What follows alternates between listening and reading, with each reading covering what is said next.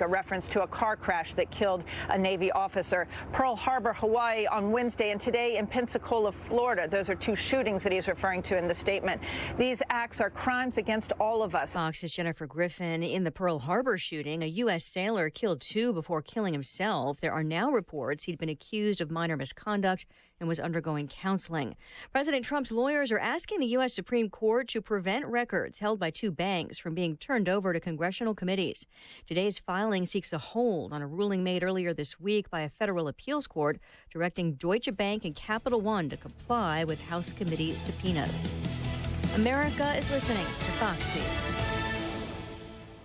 News. Ordinary bar soaps may do a good job of cleansing. Easy. Done and done. But with Dove, you get a whole lot more. Because every bar is made with 1/4 moisturizing cream. So you get a gentle clean that leaves skin feeling soft, smooth, and nourished.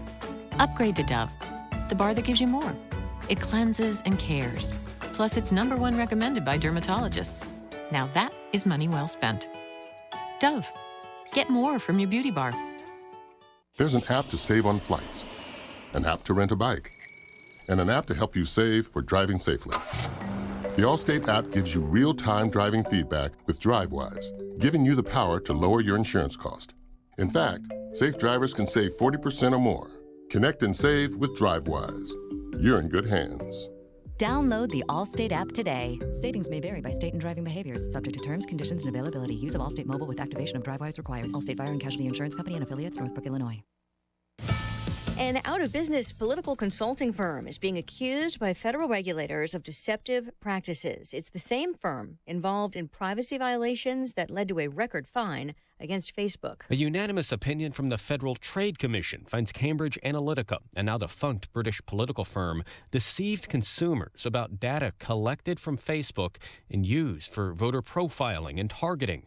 The FTC order bans Cambridge Analytica from misrepresenting the extent it protects confidentiality of personal data required by a U.S.-European privacy framework. Facebook has already agreed to a $5 billion FTC fine related to its privacy practices.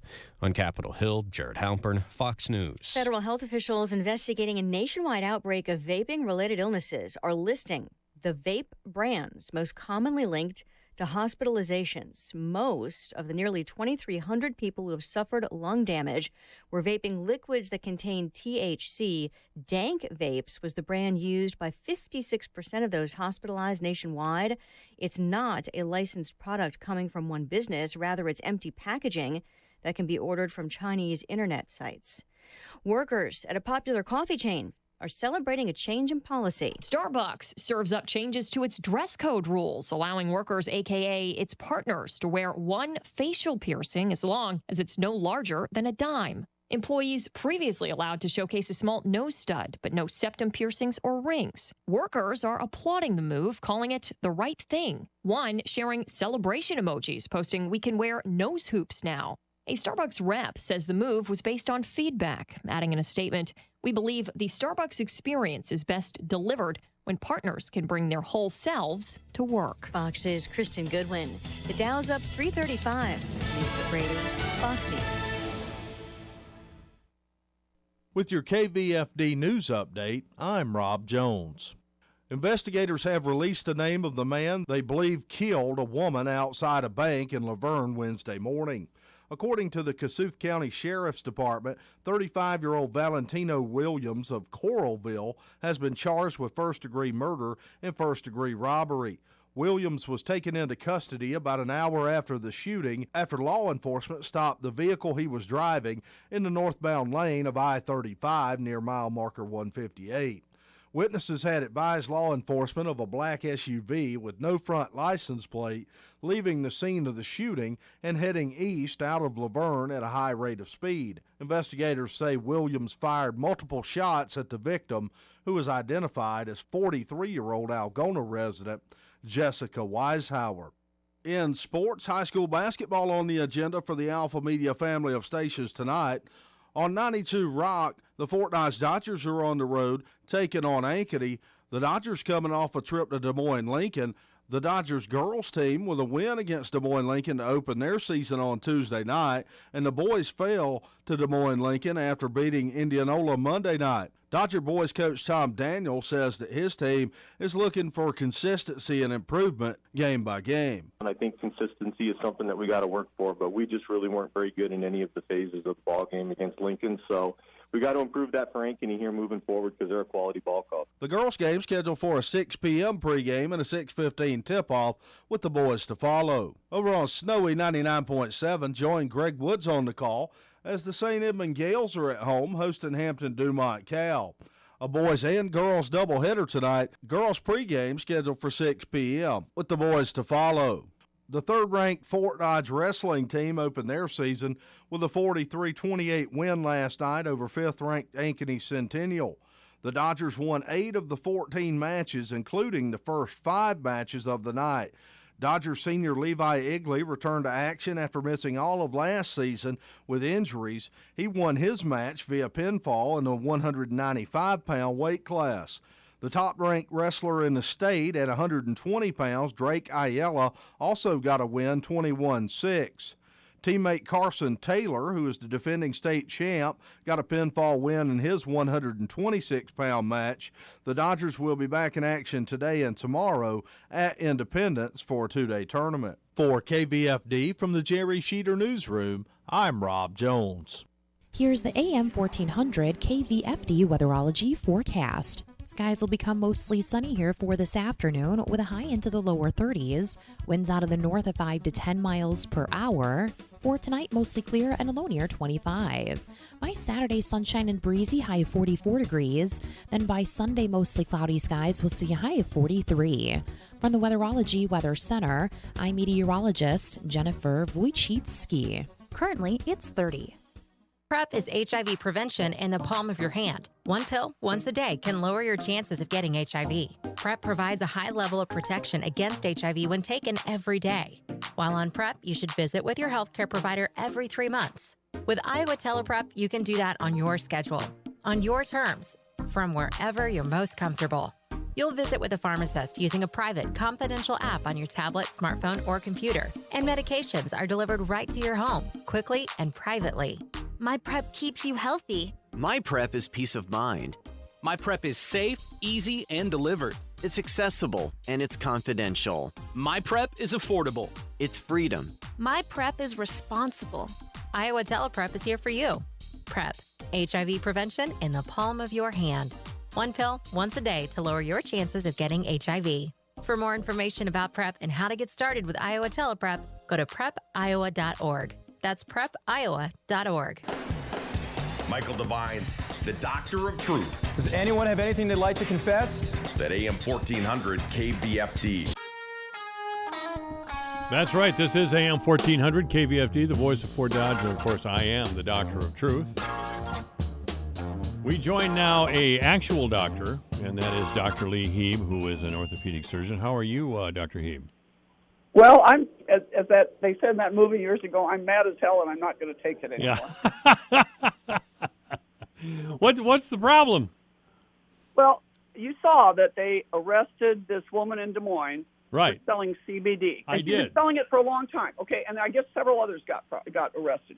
Now, you know, it's time for it's time to speak the truth here a little bit. This is just what we are. Citizens should not have to beg the government to get the medicine they want. They shouldn't have to beg the government to grow the crops they want, and they shouldn't have to beg them to sell farm products that are not ever shown to be harmful. I mean, the disinformation in that article, I mean, you can't make this stuff up the way that they want you to believe that it was all very, very harmful. And, you know, it's like I was going to get back. I had the actual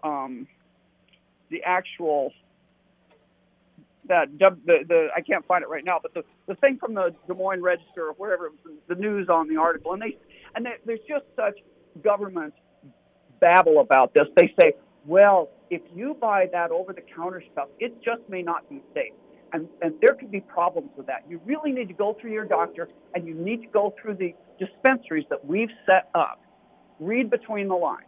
You need to pay the pharmaceutical companies You need to use our corrupt system so that we can pay our friends with these horrible licensing fees and these horrible bribes that we get from them. That's what this is about. And so just to clear the air here, how about if I read to you the United States patent held by the National Institutes of Health and the Health and Human Services, the Medicare division, on exactly what she was selling. And I'm going to skip to the part that's important. It talks about some sciencey stuff like the NMDA receptor, and I'm going to get past that. But it says the cannabinoids are found to have particular application as neuroprotectants, for example, in eliminating neurologic damage following ischemic insults, such as stroke and trauma, or in the treatment of neurodegenerative diseases, such as Alzheimer's disease, Parkinson's disease, and HIV dementia. Non-psychoactive cannabinoids, such as cannabidiol, which she was selling, are particularly advantageous to its use because they avoid the toxicity that is encountered with psychoactive cannabinoids at high doses, and they're useful in the method of prevention.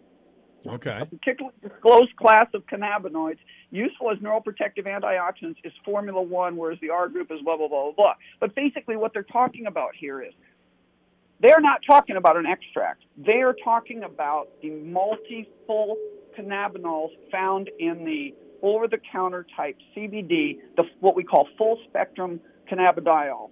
Cannabidiol, I can't pronounce that, but you know what I'm saying, CBD. That's CBD oil, and it's full spectrum. So here they say, basically, there's no side effect here. It avoids the toxicity, right? And it's good for all these things we worry about, preventing neurodegenerative diseases like getting Alzheimer's and Parkinson's. I have so many patients in Iowa that use this stuff. They use it for their arthritis pain. They use it for, headaches. They use it for lots of different things. It's good for what ails you. It's like the old-time country doctor didn't quite know what iodine did, but he knew it was good. And he would carry iodine extract in his black bag and give it to people. And, this is the same. We may not know everything about this, but what we can say for sure is there's not been reported problems with these products. Now, can you get something that's contaminated from China? Yes, you could. I guess you could have something that was produced in China. Oh, wait a minute. That's the pharmaceutical companies that are doing that. That's not Iowa farmers. You see why I'm mad? Yes. We're serfs. We have become serfs. We're not citizens in Iowa anymore. We've got 10 people in Des Moines with a bunch of lackeys that we vote for who are taking away our liberty every day. And now we have to go and beg for the right to have something that God put on this earth and that we found out is actually healthy. This is like saying, Mike, this is like saying, okay, you people, don't you go and you can have our pharmaceutical extracted broccoli juice, right? Our extracted broccoli chemicals, but don't go eat broccoli just by your local farmer because that might be contaminated. We don't know that it's pure. You might get sick from that. That is the same thing. That is what they're telling us. There's 3.5 million of us. Why are we not just saying, just giving them the bird? Why are we allowing a few people? Oh, I know why. Because the state has all the official police force to come and arrest us like they did her. We should all be standing up for her. This is not about CBD. This is about being a serf or being a citizen. And I honestly think it's time. I just contacted a lawyer and I sent her the patent. I said, you're standing up for liberty in Iowa for all of us. This has gone beyond. They want total control over every aspect of our life. If you think this is dangerous, oh gosh, now maybe I shouldn't have. But they don't think 5G is dangerous, and they don't think fluoride in your water is dangerous, and they don't think a lot of things that should be thought dangerous. They're not protecting us of what maybe should be protected us against, but they want to take away our ability to be healthy. That kind of makes you think about what the point here is. They seem to be pushing all the damaging things, and they seem to be letting us not get the things that are, cheap and effective and safe and good for us. Well, I think this might be coming from the governor's office. Governor Reynolds has said that she will never allow marijuana to be legal in Iowa, not on her watch, she says. Fine, this isn't even marijuana. I mean, she might be enough of an idiot she thinks it is, but that's not what this is. Somebody needs to tell her that's not what this is, Governor Reynolds. How about read a 5-minute little brochure on the difference? You can't make up for stupid, but you can honestly make up for uneducated. Well, and I think if Governor Reynolds has done something that I really disapprove of. I have to tell you. Apparently, she had a drinking problem in her younger years, and that has affected her feeling toward a substance of all kinds, whether it be liquor or marijuana or whatever. It seems to be coloring her perception of what's going on. She sees it as a gateway drug. Well, I'll tell you, let me say this again. My gateway drug was a can of Greenbelt, and a Marlboro cigarette. Yeah. My dad died from Grain Belt beer because it was adulterated. Seriously, it was adulterated, and in the 60s and 50s and 60s, it was adulterated with cobalt.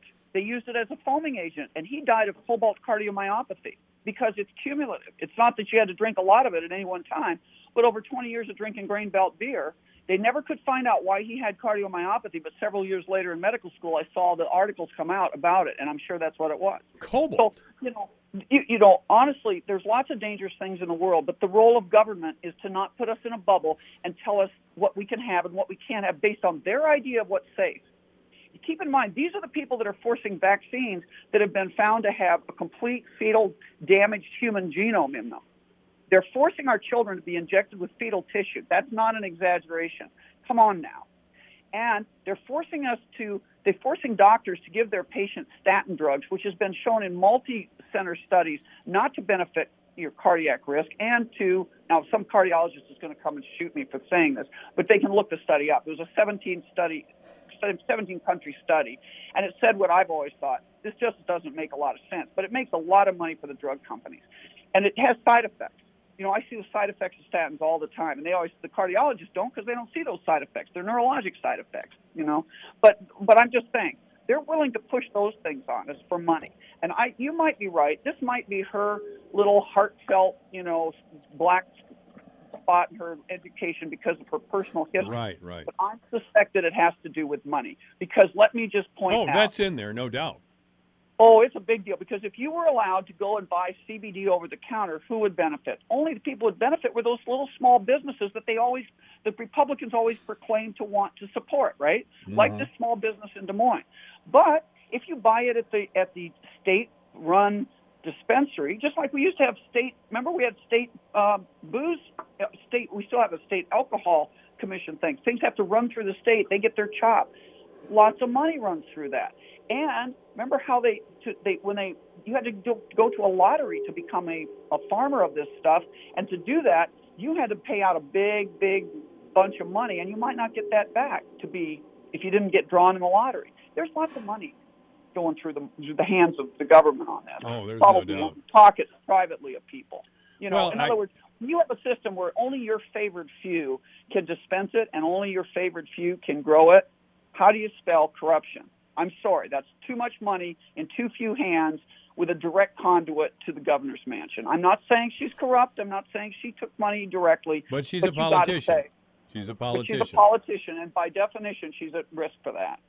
So, because otherwise, you cannot look at CBD from the medical aspects and safety aspects and say that it should be a Schedule anything. It does not meet any of the criteria. Why is it a scheduled drug? There's no reason for it to be. It's just no reason for it to be. Well, some of your fans in the Fort Dodge area are making their support known here today. They're texting me and Facebook messaging me that, Lee, right on, go Lee. Those sorts of I'm stuff. pissed. They should be pissed too because this isn't just about drugs. What else are they going to tell us? That we cannot, let's just pick some. They told us we can't have incandescent lights.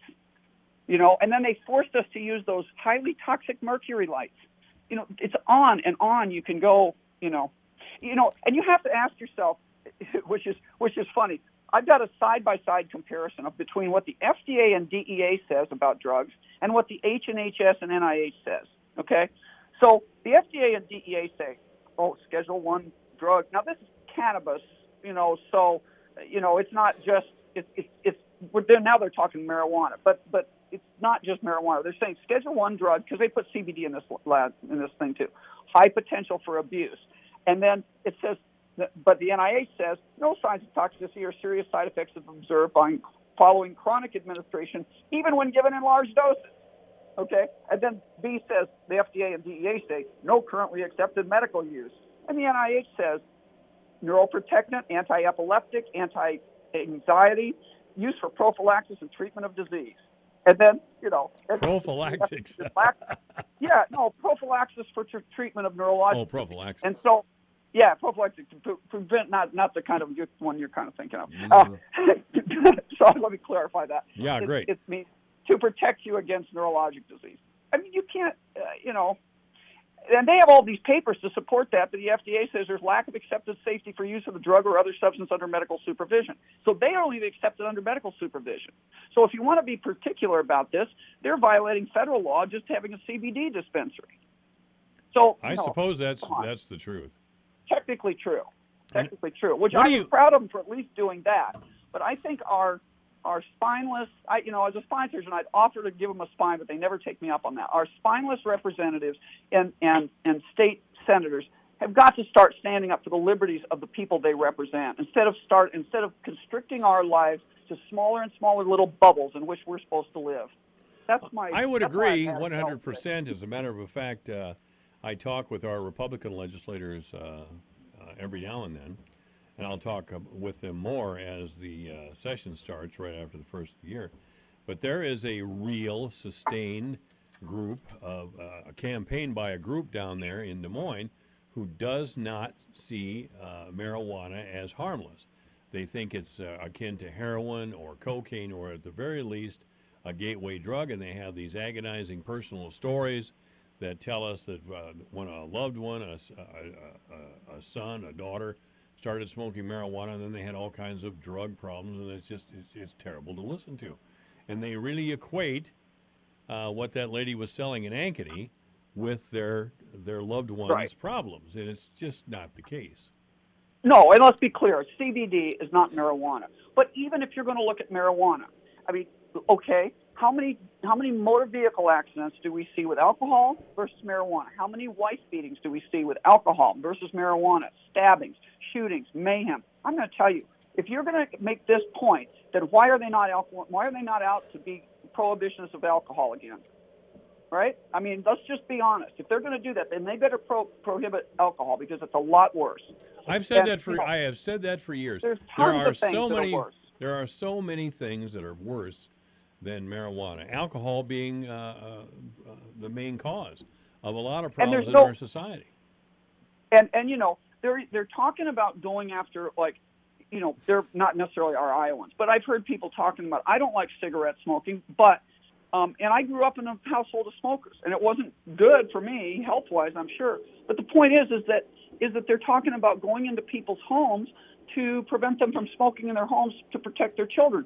Well, parents should do that. They shouldn't smoke around their kids. But you know what? It's not the government's role to make. You cannot do that. At some point, you got to have you can't go there. It's just like I kind of like to go to a restaurant and a bar without having to breathe cigarette smoke, but it wasn't the government's role to tell private businesses what to do. Well, we passed the Iowa smoke-free air law some years ago, and I often thought that was because the major tobacco producers donated heavily to the Republican Party.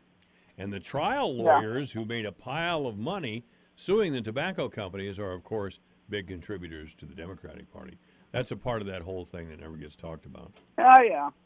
There's always money and power, and now we're finding out sex and pedophilia in this whole control mechanism, I guess. But, it's just crazy that we are accepting our role as sheep.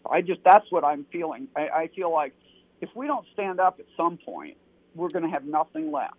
Well, this one, I think people ought to call up to the governor's office and say, this is nonsense. Because I'm going to tell you, I have lots of patience on this. I actually use this myself. You want to come and arrest me in my house because I use CBD oil?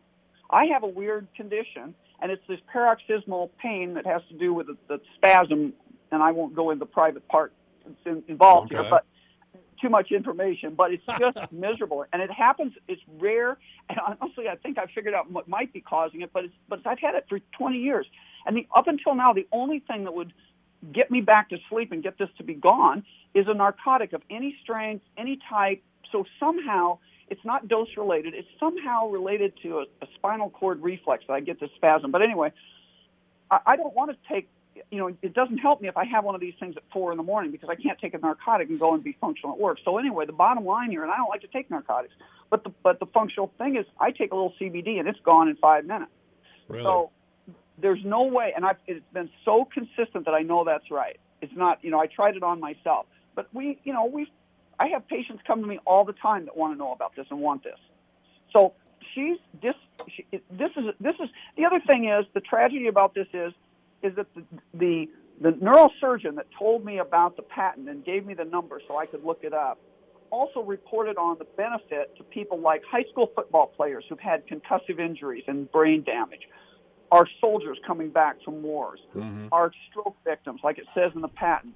It's unbelievably good for these people. And to make it criminalized is saying, I don't really care about my veterans. I don't really care about these people that have these medical problems because I'm not willing to even read the basic scientific literature to understand this. And I'm listening to these pharmaceutical reps. One of the problems is it's not the little shop in Des Moines doesn't have a big lobby. They don't shower, $3,000 on the Speaker of the House and $300 to every little petty bureaucrat, every little politician in our Senate and Congress. That's about the average that I found those numbers out.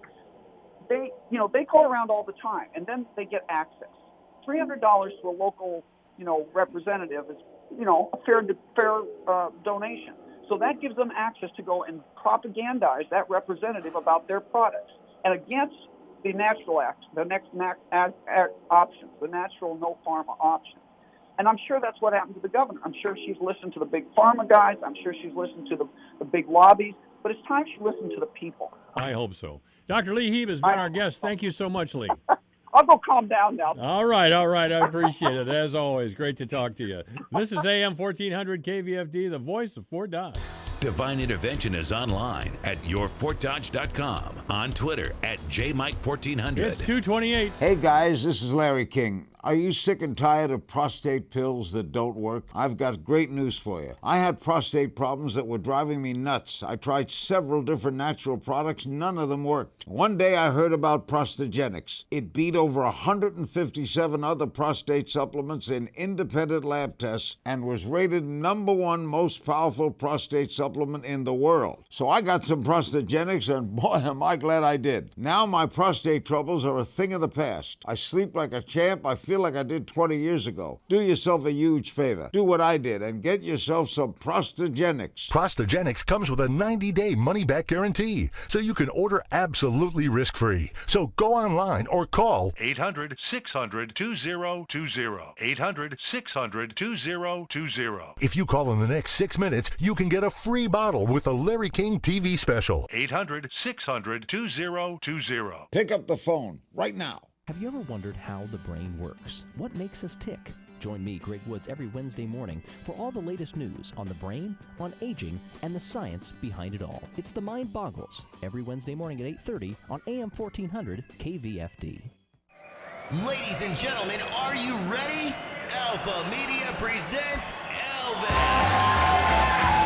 That's right, Elvis is back. Alpha Media is proud to present the Elvis Rock and Remember Tribute Christmas Show with Joseph Hall. This special night of Christmas magic with Elvis will be Friday night, December 6th in the Cardiff Center at Fort Frenzy. Doors open at 5:30 and the Elvis Rock and Remember Tribute Christmas Show starts at 7. Tickets are $20 in advance or $25 at the door. Get your tickets now at Hy-Vee Fort Dodge, the Iowa Outdoor Store, Fort Frenzy, or get them at our Alpha Media Studios. Bring the whole family to see this tribute to the King of Rock and Roll and enjoy this amazing Christmas show. The Elvis Rock and Remember Tribute Christmas Show is brought to you in part by United Bank of Iowa in Fort Dodge, Pocahontas, Rolfe, and Rockwell City, Advanced Heating and Cooling of Fort Dodge, North Central Iowa Supply and Hardware Hank of Humboldt, and Riley Armstrong Plumbing and Heating. The Elvis Rock and Remember Tribute Christmas Show is an Alpha Media event.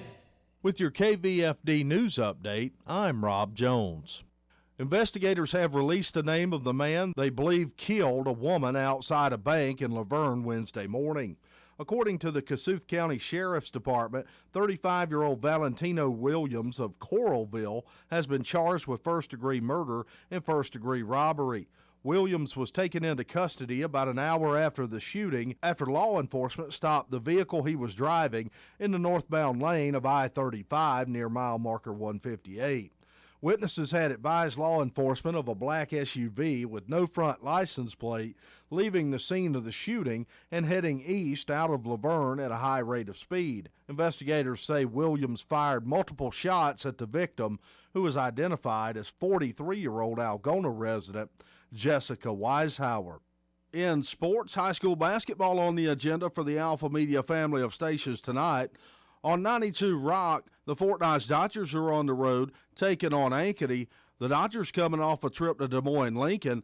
The Dodgers girls team with a win against Des Moines Lincoln to open their season on Tuesday night, and the boys fell to Des Moines Lincoln after beating Indianola Monday night. Dodger boys coach Tom Daniel says that his team is looking for consistency and improvement game by game. And I think consistency is something that we got to work for, but we just really weren't very good in any of the phases of the ball game against Lincoln. So we got to improve that for Ankeny here moving forward because they're a quality ball club. The girls' game scheduled for a 6 p.m. pregame and a 6:15 tip-off with the boys to follow. Over on Snowy 99.7, join Greg Woods on the call as the St. Edmund Gales are at home hosting Hampton Dumont Cal. A boys and girls doubleheader tonight. Girls pregame scheduled for 6 p.m. with the boys to follow. The third-ranked Fort Dodge wrestling team opened their season with a 43-28 win last night over fifth-ranked Ankeny Centennial. The Dodgers won 8 of the 14 matches, including the first 5 matches of the night. Dodgers senior Levi Igley returned to action after missing all of last season with injuries. He won his match via pinfall in the 195-pound weight class. The top-ranked wrestler in the state at 120 pounds, Drake Ayala, also got a win 21-6. Teammate Carson Taylor, who is the defending state champ, got a pinfall win in his 126-pound match. The Dodgers will be back in action today and tomorrow at Independence for a 2-day tournament. For KVFD from the Jerry Sheeter Newsroom, I'm Rob Jones. Here's the AM 1400 KVFD weatherology forecast. Mainly clear skies and quiet this afternoon with a high of 31. Northeast winds around 5 miles per hour. Clear skies tonight, lows around 25. High temperatures reach up to 44. Tomorrow, mainly sunny. Cloudy Sunday with a high of 43. 26 chance for snow Monday. From the Weatherology Weather Center, I'm meteorologist Jennifer Wojcicki. Currently, it's 31. This is AM 1400, KVFD, the voice of Fort Dodge 234. Obituaries this hour brought to you by Gunderson Funeral and Cremation Services at 1615 North 15th Street, Fort Dodge. You may contact Gunderson Funeral and Cremation Services by calling 515-576-7128 or online at www.gundersonfuneralhome.com. Evelyn Farnham has passed away. Evelyn Virgine Farnham, 91 years old, died on Wednesday at the Paula J. Baber Hospice House here in Fort Dodge. A memorial service to honor her life will be held at 10:30 in the morning on Thursday, next Thursday, at the Celebration Center, Friendship Haven, right here in Fort Dodge, of course. Obituaries this hour brought to you by Gunderson Funeral Home and Cremation Services at 1615 North 15th Street, Fort Dodge. You may contact Gunderson Funeral Home and Cremation Services by calling 515-576-7128 or online at www.gundersonfuneralhome.com. 235 at AM 1400 KVFD. At Alpha Media, we know marketing your business has never been more complicated. There are so many choices from broadcast to internet. The options are endless. And oh, the acronyms. If you don't know your SEO from your SEM, we can help. At Alpha Media, we have a team of people who not only know all the acronyms, but know how to use them to help you grow your business. Let's talk. Call Alpha Media Fort Dodge today and visit with one of our expert marketers who will help you develop a complete marketing plan. We can't wait to hear from you. This is Andy from Fort Dodge Noon Sertoma. And this is Brian with the Fort Dodge Young Professionals. Come out to Lights at Kennedy in the Kennedy Park Campground in Fort Dodge this Friday, Saturday, and Sunday from 6 to 9 p.m. See the displays put together by local businesses and get a candy cane from Santa. The cost is $5 per car to get in. All proceeds go to Backpack Buddies. For more details and a full list of our sponsors, go to the Lights at Kennedy Facebook page. Merry Christmas from the Fort Dodge Noon Sertoma and Young Professionals. Michael Devine at AM 1400 KVFD. Listen to this. Making radio great again. This is AM 1400 KVFD, the voice for Dodge. I'm Michael Devine. Yeah, we're going to make radio great again. We're going to do that with Janice Valentine. Hi, Janice. Good afternoon, Mike. How are you? Well, I'm outstanding. Janice Valentine, by the way, is an attorney here in town, practicing primarily in workers' compensation and personal injury. There is no fee for first consultation. She's at Valentine Law Office, PC. Janice Valentine is at jvalentine@valentinelaw.net. That's jvalentine@valentinelaw.net. You may reach Janice Valentine by calling 515-955-5544, 415 the Boston Center, 809 Central Avenue, Fort Dodge, or at www.valentinelaw.net. Janice, I'm just so happy to hear that Michael Bloomberg is in the presidential race now. What we really needed was another billionaire, another really rich guy in the Democratic nomination process. Just don't have enough of them, do we? We just don't have, and he's pretty much a single issue candidate. He wants to round up all the guns in the world and save the world, I guess. I don't know. Yeah. I'm not sure where that's all coming. Well, I know where it's coming from, but it's kind of frightening to think. What did I hear? He spent $53 million since he's put in his name. He spent $53 million of his own money, which I can't even fathom that. I mean, there's candidates that haven't even raised $53 million. If he'd have thrown some of that to poor Kamala Harris, she'd be in the race. It's just crazy, the money that gets spent on these things, and think what we could do with it. I mean, I get that money is a necessary part of politics, the way we do it, I guess, but it's just insane to me that we could think how many roads that would fix, or think how many schools that would help, and just all kinds of things. And yet here we are spending money to buy an office. And I'm not suggesting the other candidates aren't buying offices in different ways too, of course. I mean, but just the sheer amount of money that gets spent in these campaigns is insane to me. Well, Bloomberg, that's just a drop in the bucket of his total wealth. It's ridiculous how much. Isn't that crazy? Like $53 million is probably like 30 cents to you and me. No, I don't know. It really is. And he's the same guy, while mayor of New York, who vetoed a $10 an hour minimum wage law. Oh, did he? Yeah, and he said, well, some of these people just don't know how capitalism works. And I went, oh, really? I think I get it now. Guys like you get all the money, and some poor slob who's cleaning up in a restaurant can't even get $10 an hour. I think I got that. And I did catch an interview with him and Gayle King on one of these morning shows or whatever, one of the news shows, and he made it. I mean, like, it sounds like his dad made like $6,000. I mean, he came from pretty meager circumstances, or at least that's what he's saying.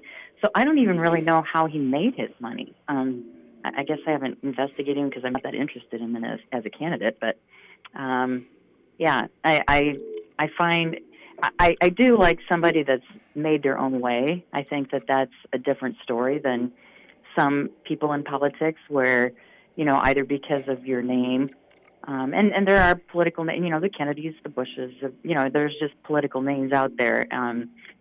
But people that have made their own way, I think that says something to me. But good Lord, I mean, who needs that much money? I don't know. I mean, I don't even know what you do with that much money. I could use $1 billion, I guess, but I wouldn't be a pig about it. I wouldn't be a pig, Janice. And I would be charitable. That's right. I'd share. I would share. Yes, I would share with you. I would. And I'd share with you. All right, then we'd retire. Thank you. This is AM 1400 KVFD, the voice of Fort Dodge. Our guest is local attorney Janice Valentine. Tanner King has been found guilty of 2 murders. To say the very least, Mr. King has led a troubled life so far. It's not Tanner King I necessarily want to talk about. It's his attorney, Mr. Rhodes, who you possibly know. It's Rounds, actually. Rounds. Okay, I beg your pardon. Rounds. Paul Rounds, who's a public defender in Ames, who used an unusual tactic during the defense of Mr. King. He put Tanner King in the witness stand and had him say, I'm a liar. I've been a liar for years and years, and I lie repeatedly. Wow. But I have rarely seen a public defender fight for a client like I saw Mr. Rounds fight for Tanner King. Is this someone that you know? Is this just his habit, or? I do not know him at all, Mike. I have inquired of other individuals that have more dealings with him. And it does sound like this is kind of his MO, a little bit aggressive, using that word loosely, and somewhat unconventional. That doesn't make his style wrong or right. It certainly wouldn't be a style that I would advocate for or do myself.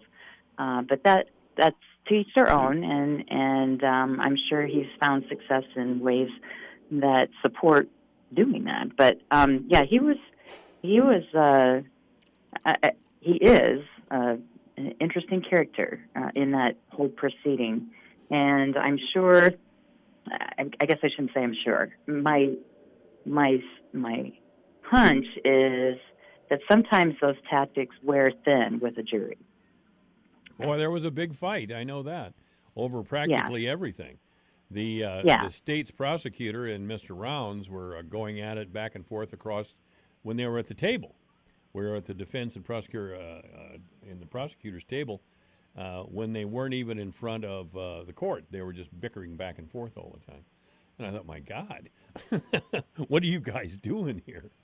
Did you go to the trial? I did not. Okay. I was fairly certain of Mr. King's conviction, but by the time the trial got going, and they went a full day of deliberations without making a recommendation one way or the other, or settling on a verdict, I thought, wow, well, Rounds has done his job. He's planted some reasonable doubt in somebody's mind in there.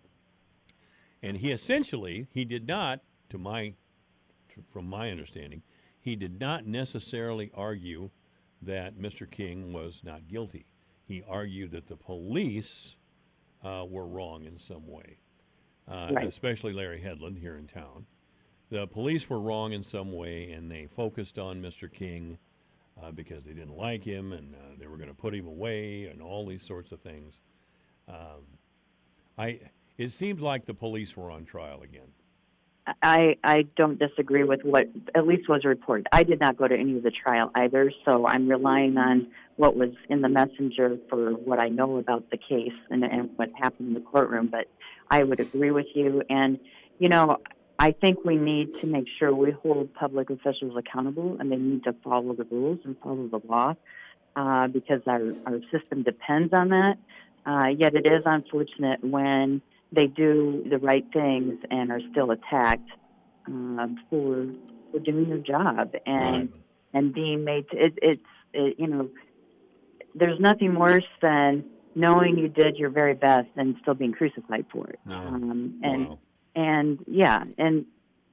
Assuming that I have to believe that the evidence supported conviction or the jury wouldn't have gone there, but assuming that evidence was strong enough beyond a reasonable doubt, which is pretty darn convincing evidence, we put somebody away that was a danger. And clearly he has a history of activities that would suggest that this probably wouldn't have been the final straw, so to speak, in terms of activities of violence against the community. Well, many, many years ago, back in the 1980s, I worked for a radio station in Ames for a short period of time, and I had the best basketball seats that anybody could imagine. I was right Were they down. Good then? Oh, yeah, I was right down next to Pete Taylor. Pete Taylor was still alive then, and we were right on the floor. Sam Mack was playing, a real good, yes, a great Iowa State player by the name of Sam Mack was on the court. And, I remember him. The accusation was that Sam Mack and another young man went into the local Hardee's with guns. Burger King. What's that? It was a Burger King, I believe. Burger King. Anyway, went to one of the fast food restaurants and held the place up. And one of the helpers there in the fast food restaurant said, "Is that you, Sam?" And Sam Mack said, "No, it's not me." They arrested. Really, this happened. Said, "No, it's not me." So they took the money and ran off, and the police arrested him right away. Who did the crime? The police asked these people in the restaurant. Sam Mack. I mean, everybody in Ames knew him. They arrested Mack for armed robbery and his friend for armed robbery. The friend, who was a member of the football team, but not a member of note, pled guilty and accepted 25 years and testified against Sam Mack. Sam Mack was acquitted and went on to the NBA. That's a true story. That is a true story.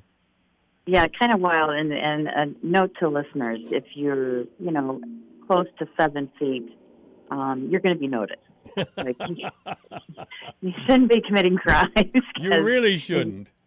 You're going to be noticed. and if they ask you if it's you, don't say no, it's not me. But he was obviously guilty, and he went on to a multi-million-dollar career in the NBA, and his friend did years in jail, years in prison. Well, and I'm sure that friend is probably not a friend anymore. But I think they broke up. Yeah.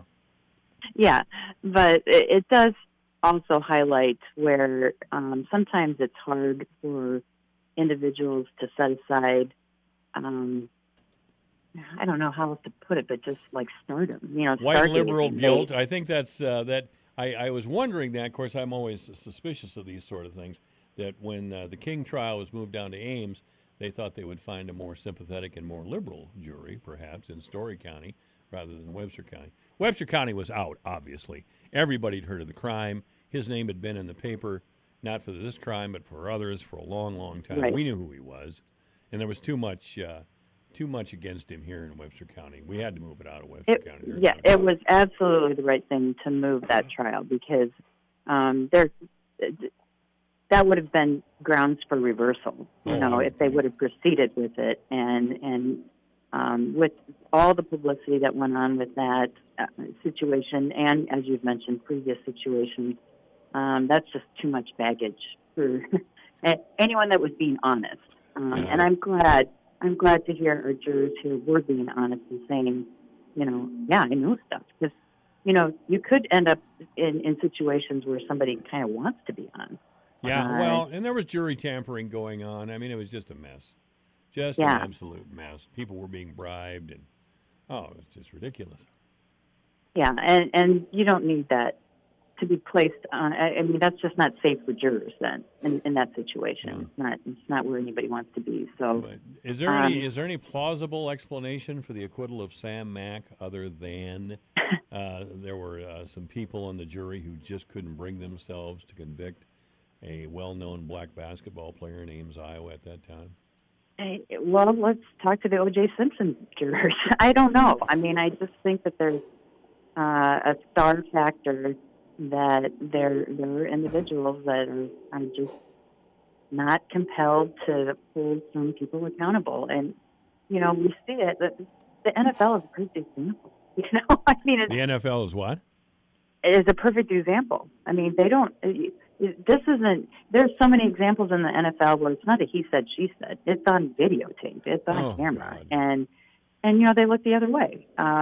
So, I just think we have a culture where well-known, oftentimes athletes, but well-known individuals just aren't held accountable or given a pass in situations where the rest of us just wouldn't be.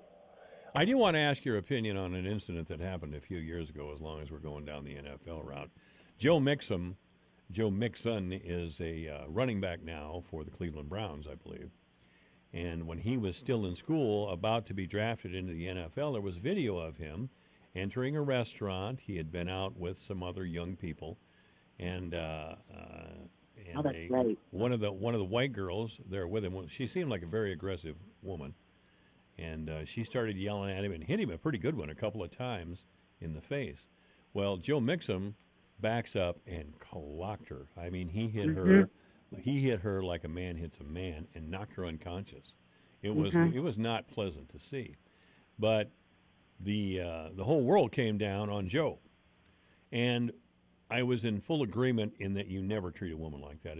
I'm of an age and of a culture where you just don't treat women like that. But what should then be the penalty? Should he be removed from his chance to play professional football and make a comfortable living, or what? What is it? What is the adequate penalty for Joe? And I don't. Even if I had the answer for that, it wouldn't matter to the NFL because clearly the NFL has said that's acceptable. I cannot go along with the NFL then. I just it's not acceptable at all. There should have been some punishment. Shortly thereafter, Kareem Hunt of the Kansas City Chiefs Right. Another girl took a swipe at him or something, and he pushed her, and she fell down, and then he kicked her in the rear end, and he was out. The Kansas City Chiefs released him Immediately. the next day. He was out. As soon as they saw that videotape, bang, he was gone. And he had the NFL then suspended him for the rest of that season and part of this season. I really haven't heard much about him since. I think I don't know where he's at. I think he might be with the Browns, and I think Mixon might be with the Bengals. Now that I'm thinking of it, but I think he's playing now. I don't think he's done much. But obviously, the NFL is losing its patience. I mean, we went from Ray Rice knocking his wife unconscious after she spit in his face. She shouldn't have spit in his face. They'd been drinking, but the reaction was way out of proportion with what she did. I mean, if he'd have shoved her or something, or even gave her a little slap, I might have been okay. But Jiminy, Yeah, and sometimes it makes me question what supplements we're using in NFL players. That could be.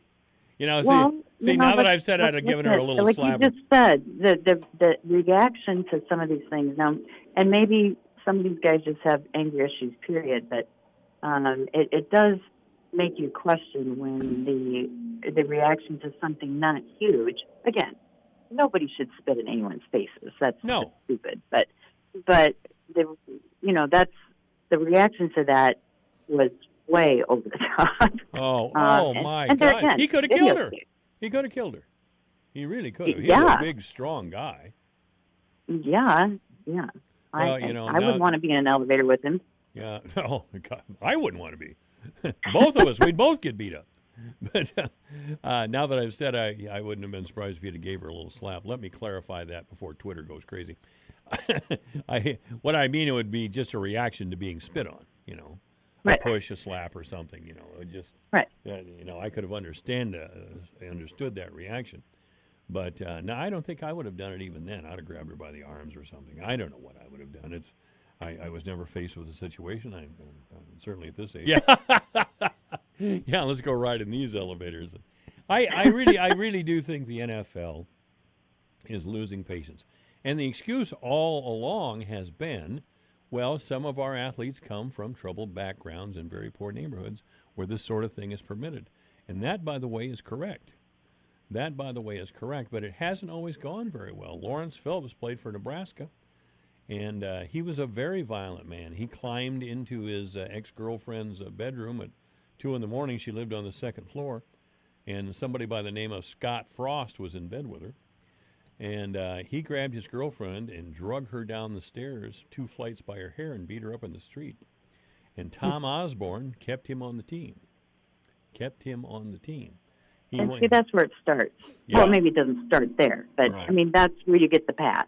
So they just think they're like a little better or a little sacred or whatever. They've been treated special most of their lives since it was discovered they could play ball.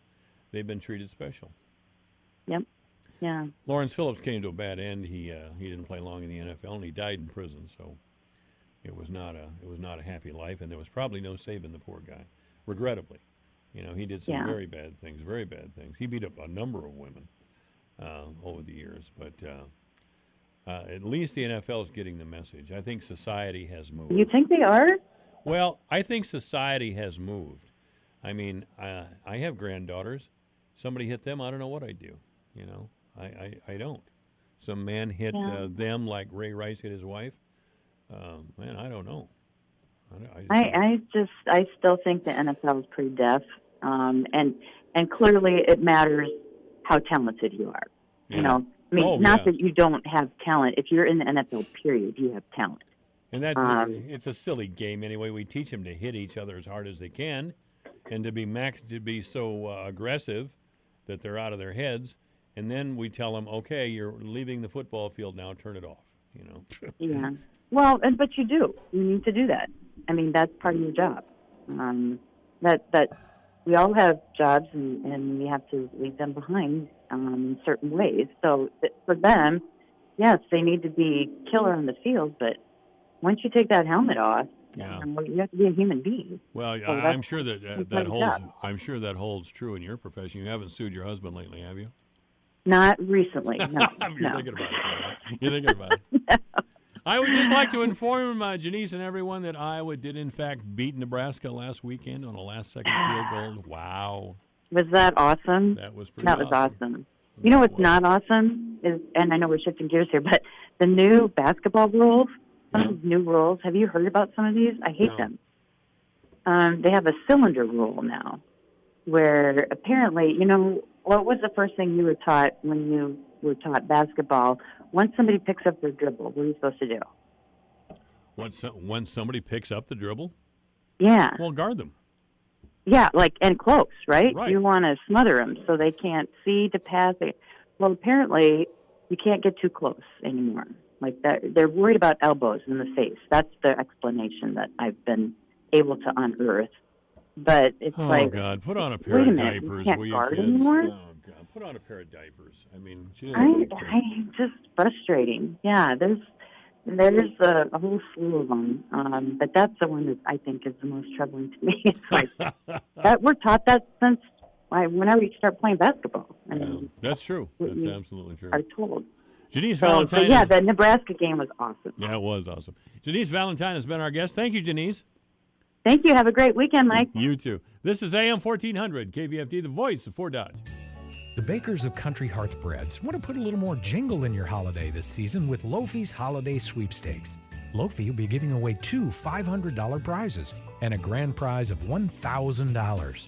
Winners will each receive a check that can be used for travel, gifts, or just celebrating with the family and friends, whatever makes their holiday more jolly. For complete rules and to enter for your chance to win, visit countryhearthbreads.com/sweeps. But hurry, sweepstakes ends December 8th. Active Health Clinics knows the holiday season can be a very stressful time. It's easy to get wrapped up in everything and forget to take care of your own health. Make sure to put a visit to Active Health on your holiday to-do list so you can be happy and healthy this holiday season. And here's a friendly reminder. If you've met your deductible or still have chiropractic benefits to use, now's the time to schedule an appointment before they expire at the end of the year. Happy holidays from everyone at Active Health Clinics. Okay, you know how it feels when you've saved enough for that long-awaited home edition? Now imagine an addition on that addition. Whoa. That's the feeling with Capital One, where a new savings account earns an interest rate 5 times the national average. That's right, 5 times, as represented by 5 times more singers. This is banking reimagined. Capital One, what's in your wallet? Terms apply. Rate comparison based on FDIC national rate. Capital One NA, member FDIC. Grinches are real, and they're out to steal your happy holidays. I'm talking about cyber criminals. And this season of shopping online, browsing, booking travel, and connecting to Wi-Fi can leave you exposed. But there's a new holiday hero. Norton 360 with LifeLock is an all-in-one membership with device security, identity theft protection, and a VPN. No one can prevent all identity theft or cybercrime, but cyber Grinches don't have to spoil your holiday. Until December 8th, get a special radio discount of up to 40% off your first year at norton.com/news. All right, thanks to Dr. Lee Heeb, my first guest, and Janice Valentine, a local attorney, for being on. Great conversations with both. We look forward to seeing Representative Ann Meyer at 3:30. Then we'll have Nevin and Randy talking sports. It's 3 o'clock. Straight talk on life and money. This is the Dave Ramsey Show on the voice of Fort Dodge, AM 1400, KVFD, Fort Dodge. The search for answers after a mass shooting in Florida. I'm Lisa Brady, Fox News. President Trump speaking a short time ago about the killings at a naval air station in Pensacola. Terrible thing, and our condolences go to the families and to everybody involved, including the wounded. We have some badly wounded people also. The FBI is now leading the investigation. The shooter was a student at the airbase from Saudi Arabia. He killed 3 people before he was killed by responding sheriff's deputies. The government of Saudi Arabia needs to make things better for these victims, and I think that they are going to owe a debt here, given that this is one of their individuals. Florida Governor Ron DeSantis, one focus will be how the shooter got his weapon on base, where personal firearms are not allowed. President Trump says the king of Saudi Arabia called to offer his condolences. The president today also touting the new jobs report. Fox Business Network's Edward Lawrence. 266,000 jobs were created in November, 154,000 in the private sector, 12,000 in the government sector. The unemployment rate ticked down again to 3.5%. That's a 50-year low. And the Wall Street rallies, the Dow up 330. The season is off to its earliest start in more than 15 years. Intense flu activity is being reported in a dozen states. Another 4 list activity as widespread. Louisiana, the first to be hard hit. The Children's Hospital in New Orleans says it's seeing more flu cases this fall than it saw all of last winter. Last year, the flu season started off as a mild one, but turned out to be the longest in a decade. Fox's Pam Puso. America is listening to Fox News. At Quicken Loans, our 17,000 team members know that home is so much more than a house. That's because our clients tell us all the time. Hey, this is Jay Farner, CEO of Quicken Loans, and we want to help you save money on your mortgage with some of the lowest refinancing rates ever. Rates are historically low. You may be able to reduce your rate and save money on your monthly mortgage payment right now. Pay off some credit card debt, or put some money towards that new bathroom or kitchen you've always wanted. The rate today on our 30-year fixed-rate mortgage is 3.99%, APR 4.18%. That's right, 3.99%. While we can't predict what will happen in the future, we do know that rates have dropped, and now is the time to save money on your mortgage. Call us today at 800-QUICKEN or go to rocketmortgage.com to learn how refinancing now may be the right mortgage solution for you. That's 800-QUICKEN or go to rocketmortgage.com. Rates subject to change. Pay 1.375% fee to receive this discounted rate. Call for cost information and conditions. Equal housing lender. Licensed in all 50 states. NMLS number 3030. Fallout from a photo of what appears to be the Nazi salute made by a class of correction workers in training in West Virginia. State public safety officials now say 3 people have been fired, including 2 instructors and a cadet, more than 30 other employees suspended without pay, including the trainees in that photo. The White House has 1 hour left to tell House investigators whether the president's legal team will take part in the Judiciary Committee's impeachment proceedings. It doesn't hurt Donald Trump that the Democrats are going down this fake impeachment road. It hurts the American people. Deputy White House spokesman Hogan Gidley calling the probe illegitimate. The Judiciary Committee plans a Monday hearing on the Intelligence Committee's report. Gunmen in cars opening fire in a Baghdad square, killing at least 15 people, including 2 policemen, leaving dozens more wounded. There have been weeks of anti-government protests and deadly clashes in Iraq. Today's attack came a day after a string of suspicious stabbing incidents targeting demonstrators.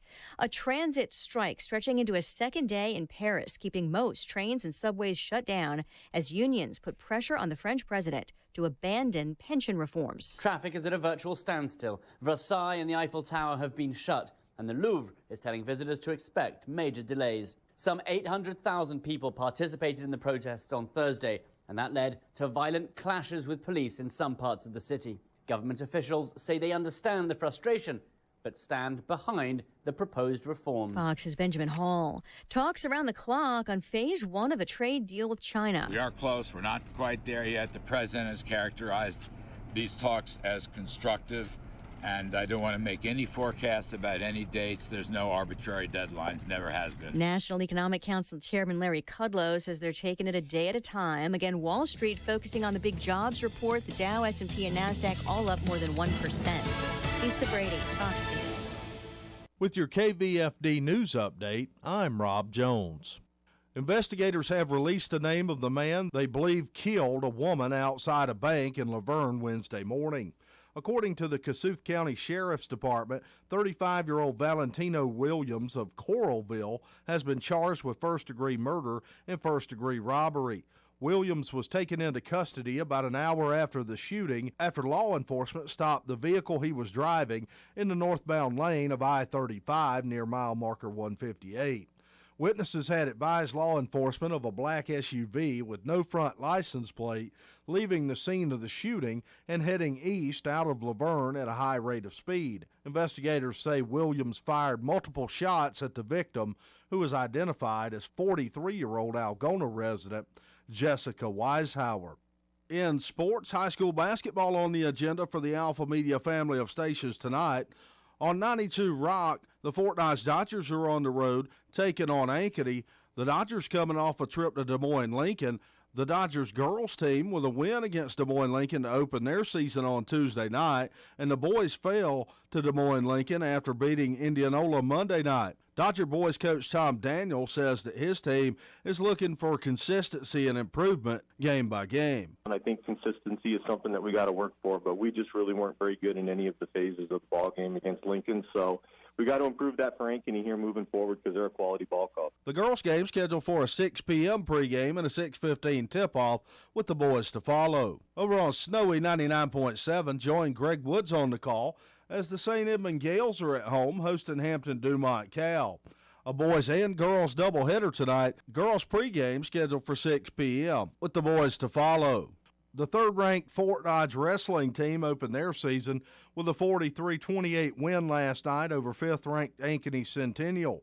The Dodgers won 8 of the 14 matches, including the first 5 matches of the night.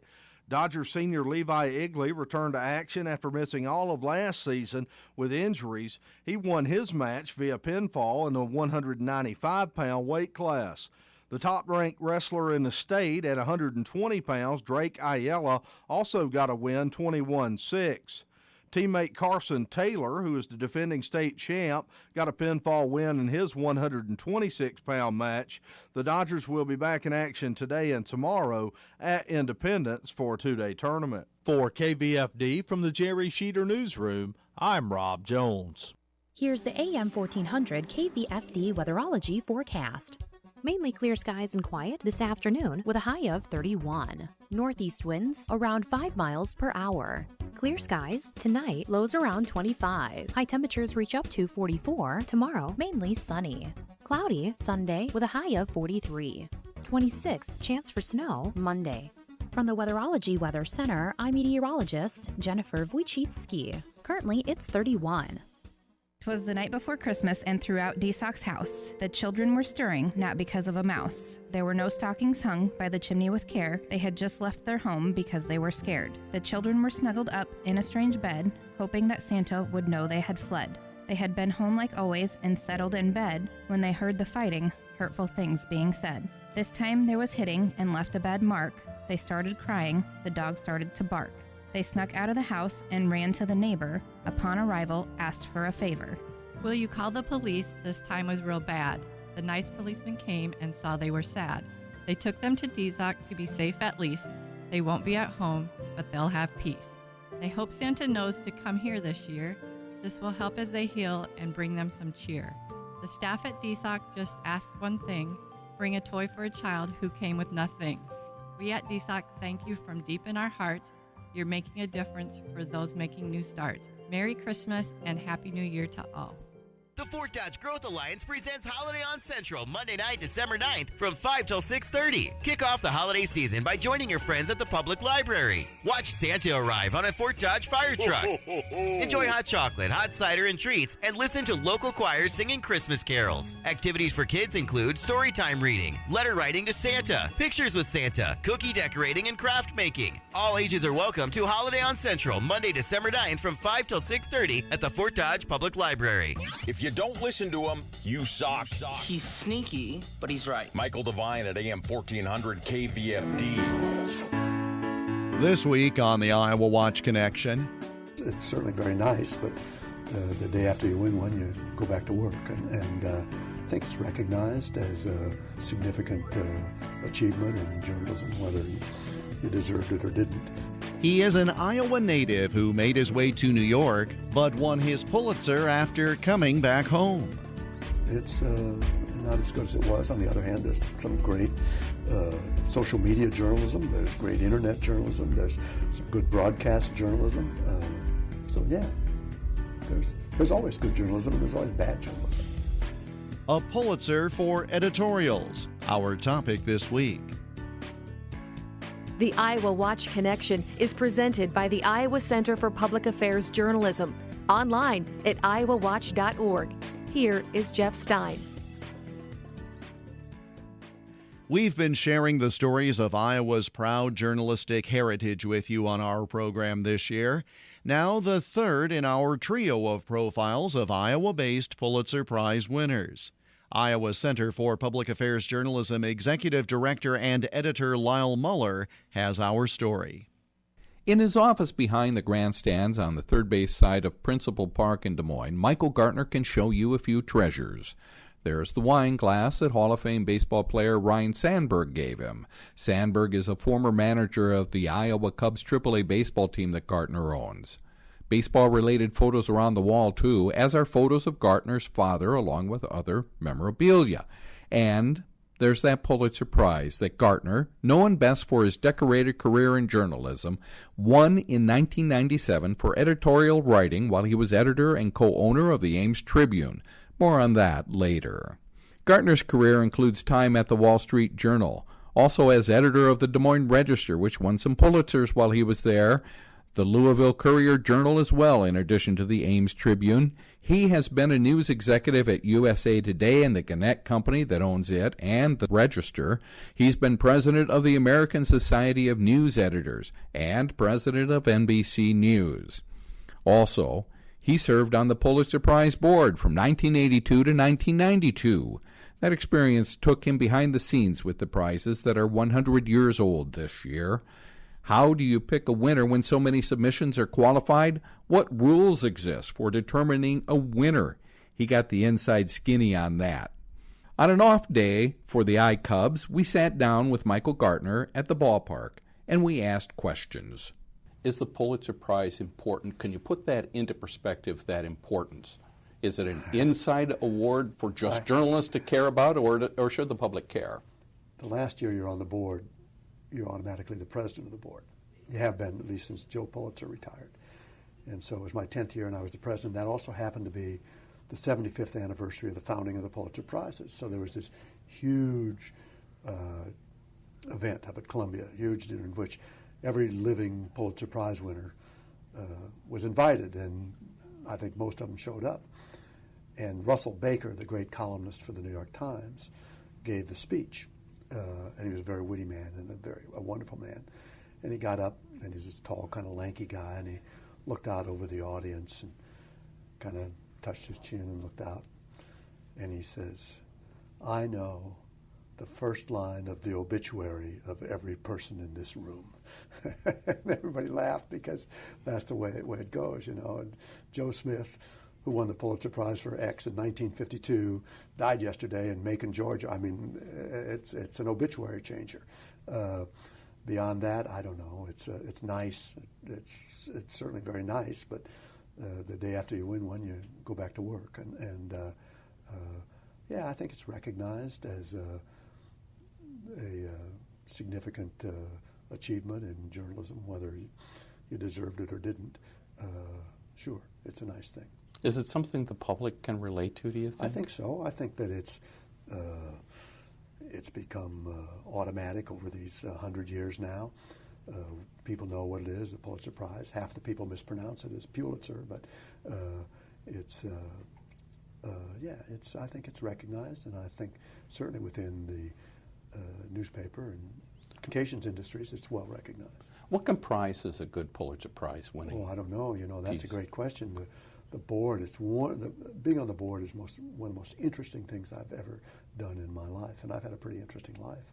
You're told what the finalists are. There's a series of juries that they get 3 to 5 finalists in every category, including arts and literature, and you're told about 6 weeks before, I guess, the meeting what they are, and they send you a book with every entry in it, and they send you every book. So you read 3 novels, 3 biographies, 3 histories, 3 books of poetry, 3 general nonfiction. And you have to weigh those. A lot of times it's very hard to compare. And then you go through all the journalism and all the categories until you're just eyes glaze over. And then you're pretty sure you know, though, what it is. And then you go in and you meet with these people, and they're smart people and they're interesting people, and there's no shrinking violets. And you start debating. It's a very civilized, very, very, very civilized debate. And anybody who's from a newspaper or a chain who has something under discussion has to leave the room. So there's no lobbying, there's no taking care of friends or anything. There's just this pure debate. And I mentioned Russell Baker. I used to think, this novel is for sure, and then I'd go and I'd listen to him dissect the 3 novels and say why Lonesome Dove should be the winner instead of something else. And you think, why didn't I think that? Why aren't I that smart? That guy is so brilliant in the way he dissects it and everything, and how could I have been so wrong? And there's the same way with poetry or music or things like that. People, so there's this vigorous but absolutely civilized, courteous debate, argument back and forth, and then there's a real vote. And no votes the first day are solid. You vote the first day, then you meet the second day, and you've had a chance to think things over, to talk them over, and then the next day is you debate again, and then the real vote. So it's as pure a process as I've ever seen in my life in anything. And I'm convinced that at the end, at least on the 10 years I was on it, at the end that the right people won. Once there was a great debate between 2 different kinds of books, and I always regretted that we didn't give it to both of them, because they were both great books.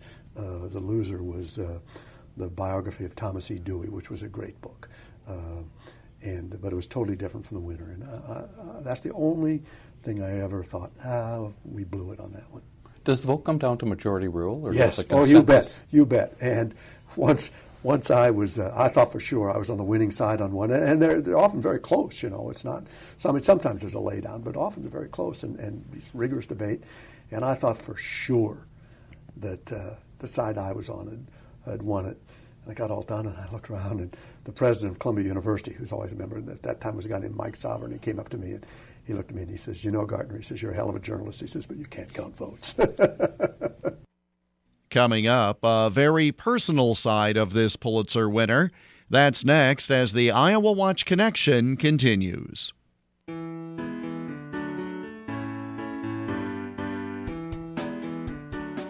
I'm Suzanne Banky, Executive Director at the nonprofit parent of this program, Iowa Watch. Iowa Watch is part of an exciting funding opportunity through Newsmatch, a national campaign supported by several notable foundations that care about nonprofit journalism. Newsmatch will match every dollar you donate right now so that quality journalism like Iowa Watch can continue. Your $25 becomes $50 in support of in-depth, fact-based journalism. It is that easy. Please consider giving through this great opportunity by going to the donate button at the top of iowawatch.org. Again, iowawatch.org. And thank you for listening to our report today. The Iowa Watch Connection radio program is part of a statewide audience engagement project organized by the Iowa Center for Public Affairs Journalism, an independent, nonprofit, nonpartisan news organization. The center is dedicated to producing high-quality, investigative, and community affairs journalism in Iowa, while also training journalism students to do this work at a high ethical level. The center is found online at iowawatch.org. Welcome back to the Iowa Watch Connection. I'm Jeff Stein. We continue now with our profile of an Iowa-based Pulitzer Prize Award winner who won for commentary on local issues. Here again is Lyle Muller. Michael Gartner and Gary Gerlach bought the Ames Tribune in the 1980s, with Gartner handling the journalism, Gerlach the business, and David Bellin serving as a silent partner. In 1997, this small local newspaper won the coveted Pulitzer Prize.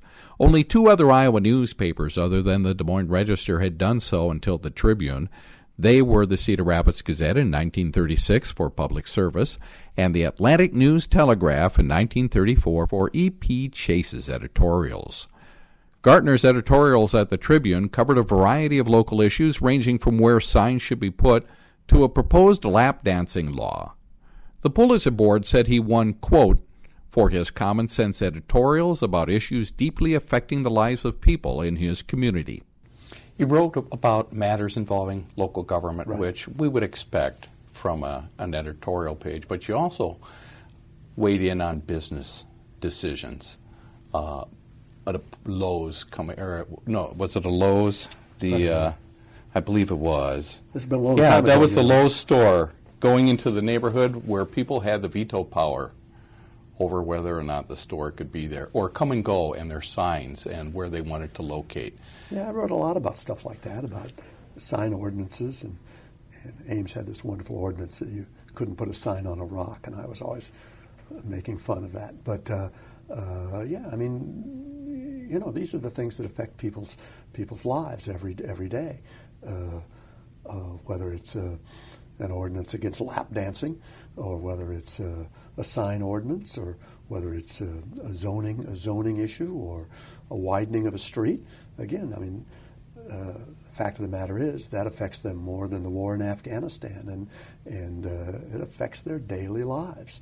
And so you want to explore the issue, and then you want to kind of come down on where you think it ought to be, given the overall makeup of the town, of where we are, of who we are, of our history, and things like that. So in a little bit, you're kind of a historian, and you're kind of a commentator, and you're kind of a mom, and you're kind of the one thing you don't want to be is a common scold. You just don't want to be that. But sometimes you're a teacher, and sometimes you're a comedian, you know. You were also the co-owner of the paper. I was. And so talk to us a little bit about your philosophy about the potential business relationship with businesses. I had this wonderful partner named Gary Gerlach who ran the business side. David Bellin owned a third of it too, but he was what most people would call a silent partner. But he was David, if you knew David, he was never anything but silent, but he was a wonderful partner. But Gary ran the business side, circulation and advertising and production and everything, and he spent about a third of his time going around trying to smooth over things. But he knew that was part of his job, and I knew part of my job was to tell people what was going on, and if that offended people, and you know, sometimes people would cancel their advertising, but my view was always, well, you shouldn't be advertising with the paper because of our editorial position. You ought to be advertising with us because we reach your customers, or you can get your message or something. And if you're advertising with us because of our editorial position, you're not spending your money very smart, and you probably shouldn't be advertising with us. And I think that was Gary's position too, although he would always, as I say, he was great at smoothing things over, but never apologizing and never ever saying, gee, Michael, I wish you hadn't have done that or anything. And a lot of times he wouldn't even know what I was going to be writing about. He liked surprises. You mentioned the lap dancing. Do you remember what all of that was about? Oh yeah, yes. Tell us about it. There was an ordinance banning lap dancing in Ames, and if you read the ordinance, it was a kind of a goofy ordinance, and so it didn't make any sense. So I wrote this argument that said, this editorial that said lap dancing is a First Amendment right, that is a form of speech. But the real issue was about what's the intent. Who knows what the intent? Who knows what the intent of the woman is or the guy there? You know, and it was just a stupid ordinance. So I wrote a mildly amusing editorial about it. I can't remember what I compared it to, but it was one of the ones the Pulitzer jury cited, the Pulitzer people cited. That's why I remember it. But I kind of enjoyed it. Sometimes you write something, and you just kind of smile to yourself, say, I kind of like that line. And there were a couple lines in that I kind of liked. I don't remember them today, but I remember liking them. The editorials that were in the package that won the Pulitzer seemed to have a pattern, and that was to find the problem, do some reporting, but also offer solutions. Sure. You've got to. I mean, why, just like I said, why be a common scold? I mean, try to work for what you consider to be the betterment of the community, or try to propose what you believe would be a solution to the problem. I mean, my solutions were usually at odds with University of Iowa solutions. Iowa State University solutions. They had a guy working in the kitchen who had tattoos, and so I think it was a swastika or something, and so they said you couldn't work there. And I said that was a matter of free speech, and that you just don't do that, and you use that as an educational moment rather than as a suppression moment. But so my solutions sometimes were not fully in line with the community's solutions, but that's the way it was. Speaking of Iowa State, you also called in October of 1996 for Leonard Goldman's resignation as director of the Iowa State University Research Park, which he did, effective January 1st, 1997, and that was announced in a December 31st news release. Do you think the editorial had anything to do with that, or was that resignation on track? I have no idea. I wasn't part of the inner workings of the university or its research park. One of the most heartfelt editorials that you wrote was about your son Christopher, whom you called the most joyous boy who ever lived. And you wrote this in December of 1996. It was the Christmas editorial. Right. And Christopher died June 30th, 1994, at the age of 17 of juvenile diabetes. Right. Why did you write that editorial? It was Christmas, and you think about family, and it just seemed like a nice thing to say. So I did. Easy to write, it just flows. Hard to think about still, but easy to write. And I usually, when you have a child who dies, and that's been 94, that's been, he's been dead 22 years, longer than he lived. But you still think about him 30, 40 times a day. And it still shapes your life. So I don't know why I wrote about it, but I did, and I'm glad I did. This is part of what you wrote.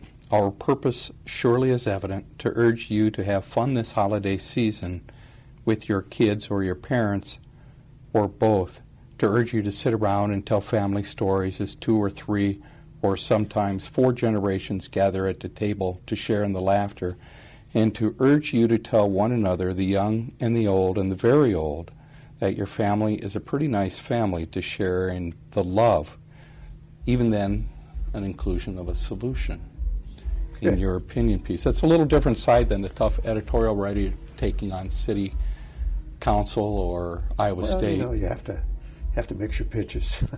But like I say, it was a natural, and you think of family at Christmas, and if you had a son who died that year, you particularly tuned to it, and think back of the wonderful memories. And when you have a child who dies, if you have a friend of a child who dies, nobody can understand it unless it happened. And the greatest thing you can hope for is that the good memories drive out the bad memories quickly. And eventually they do. Maybe it'll be a year, maybe it'll be 15 years, maybe it'll be 20 years. But ultimately, when you think back, you think first of the joyful things, the times you did things together, the funny things, the times you learned to ride a bike or tie a shoe or play catch or go on a trip or things like that. So that 95% of your memories at some point are happy memories, and that day I had happy memories, and so they just kind of poured out. Are we still seeing good journalism in Iowa? Sure. Not to the extent that, well, first of all, define journalism. I mean, print journalism, not as much as there was. There's fewer reporters. There's less space. There's different ownership. There's not the institutional memory at a lot of places. I mean, the other day, the Burlington paper was sold. It had been in the same ownership since the 1940s, and it was over the years, a good, strong paper with good, strong editors. So, sure, there's good journalism in pockets, but a lot of places they're just glorified shoppers. These big chains have bought them, and there's no local kind of history. There's no memory. There's no memory in those places. So it's not as good as it was. On the other hand, there's some great social media journalism. There's great internet journalism. There's some good broadcast journalism. So yeah, there's always good journalism and there's always bad journalism. What do you think you'll be defined as? You've done a lot of things. That's not up to me to determine. I hope that my kids define me as a good father and my wife as a good husband, and beyond that, anybody else can make whatever judgments they want to make. I can give you a list of people who make various kind of judgments if you want them. But still, your obituary will lead with Michael Gartner. Well, if there is no obituary, I always liked Luther Hill's obituary. Luther Hill was a great man around town and was a director of the Register and Tribune for many years when I was there. He died, and the obituary said Luther Hill, then said, Luther Hill is dead. And the second sentence said, there will be no services. So I was talking to his wife. I said, Luther wrote that himself, didn't he? And she says, well, we had to add the second line. And that brings to a close this week's program. We're back again next week at this same time. And you can let us know your thoughts about this program or suggest ideas for future programs by email. The address is radio@iowawatch.org. I'm Jeff Stein. Thanks for joining us, and we hope you'll make the Iowa Watch connection again next week.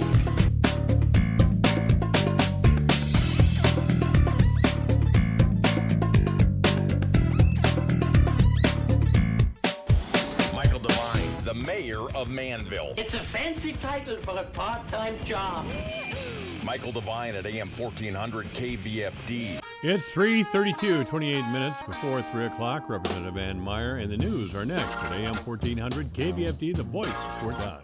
Hi, this is Anna Smith, your bilingual real estate agent with Neighborhood Realty. Did you know the average person moves 5 times over their lifetime? If it's moving time for you, Neighborhood Realty is ready to help sell your home quickly and professionally. We know the area, the market, and we have a growing number of agents working as a team to get your home sold. But that isn't what's most important. At Neighborhood Realty, we'll list it, we'll sell it, and you'll move on. Para vender o comprar su casa, llame al 515-576-2102 or visit us at neighborhood-realty.net.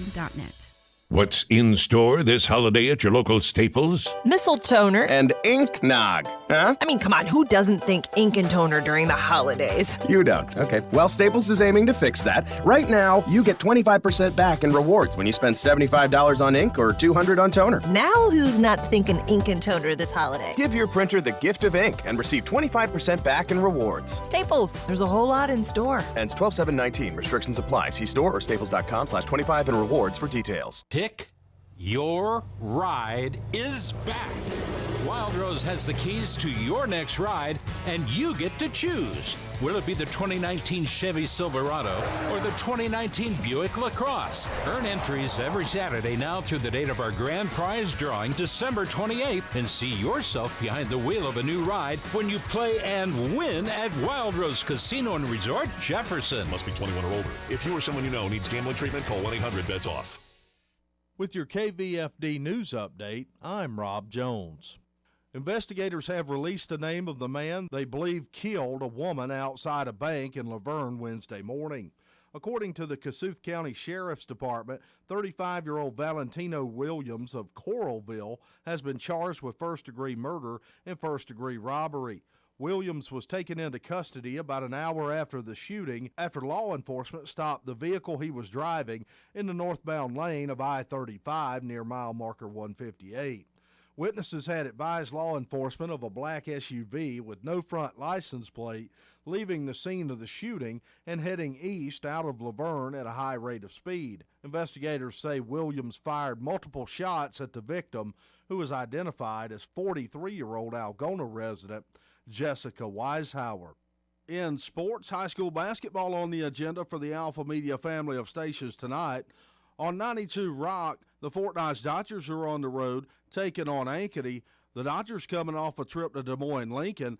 The Dodgers girls team with a win against Des Moines Lincoln to open their season on Tuesday night, and the boys fell to Des Moines Lincoln after beating Indianola Monday night. Dodger boys coach Tom Daniel says that his team is looking for consistency and improvement game by game. And I think consistency is something that we got to work for, but we just really weren't very good in any of the phases of the ball game against Lincoln. So we we got to improve that for Ankeny here moving forward because they're a quality ball club. The girls' game scheduled for a 6 p.m. pregame and a 6:15 tip-off with the boys to follow. Over on Snowy 99.7, join Greg Woods on the call as the St. Edmund Gales are at home hosting Hampton Dumont Cal. A boys and girls doubleheader tonight. Girls pregame scheduled for 6 p.m. with the boys to follow. The third-ranked Fort Dodge wrestling team opened their season with a 43-28 win last night over fifth-ranked Ankeny Centennial. The Dodgers won 8 of the 14 matches, including the first 5 matches of the night. Dodgers senior Levi Igley returned to action after missing all of last season with injuries. He won his match via pinfall in the 195-pound weight class. The top-ranked wrestler in the state at 120 pounds, Drake Ayala, also got a win 21-6. Teammate Carson Taylor, who is the defending state champ, got a pinfall win in his 126-pound match. The Dodgers will be back in action today and tomorrow at Independence for a 2-day tournament. For KVFD from the Jerry Sheeter Newsroom, I'm Rob Jones. Here's the AM 1400 KVFD weatherology forecast. Mainly clear skies and quiet this afternoon with a high of 31. Northeast winds around 5 miles per hour. Clear skies tonight, lows around 25. High temperatures reach up to 44. Tomorrow, mainly sunny. Cloudy Sunday with a high of 43. 26 chance for snow Monday. From the Weatherology Weather Center, I'm meteorologist Jennifer Wojcicki. Currently, it's 32. Here's a look at how the markets closed today. December corn up a penny at 366.5. March unchanged at 376 3/4. May corn unchanged at 382.5. July down a quarter penny at 386 3/4. January soybeans up 5 1/4 at 889.5. March up a nickel at 903 3/4. May beans up 4 3/4 at 918 1/4. July up 4 3/4 at 931.5. December wheat closed up a half a cent at 532.5. Soybean meal down 2.10 a ton at 297.40. December live cattle up 27 cents at 120.20. February up 37 at 124.97. January feeders up $1 at 141.55. March up 52 cents at 141.67. December lean hogs down 45 cents at 61.12. Feb down 2 at 67.55. I'm Dwayne Murley.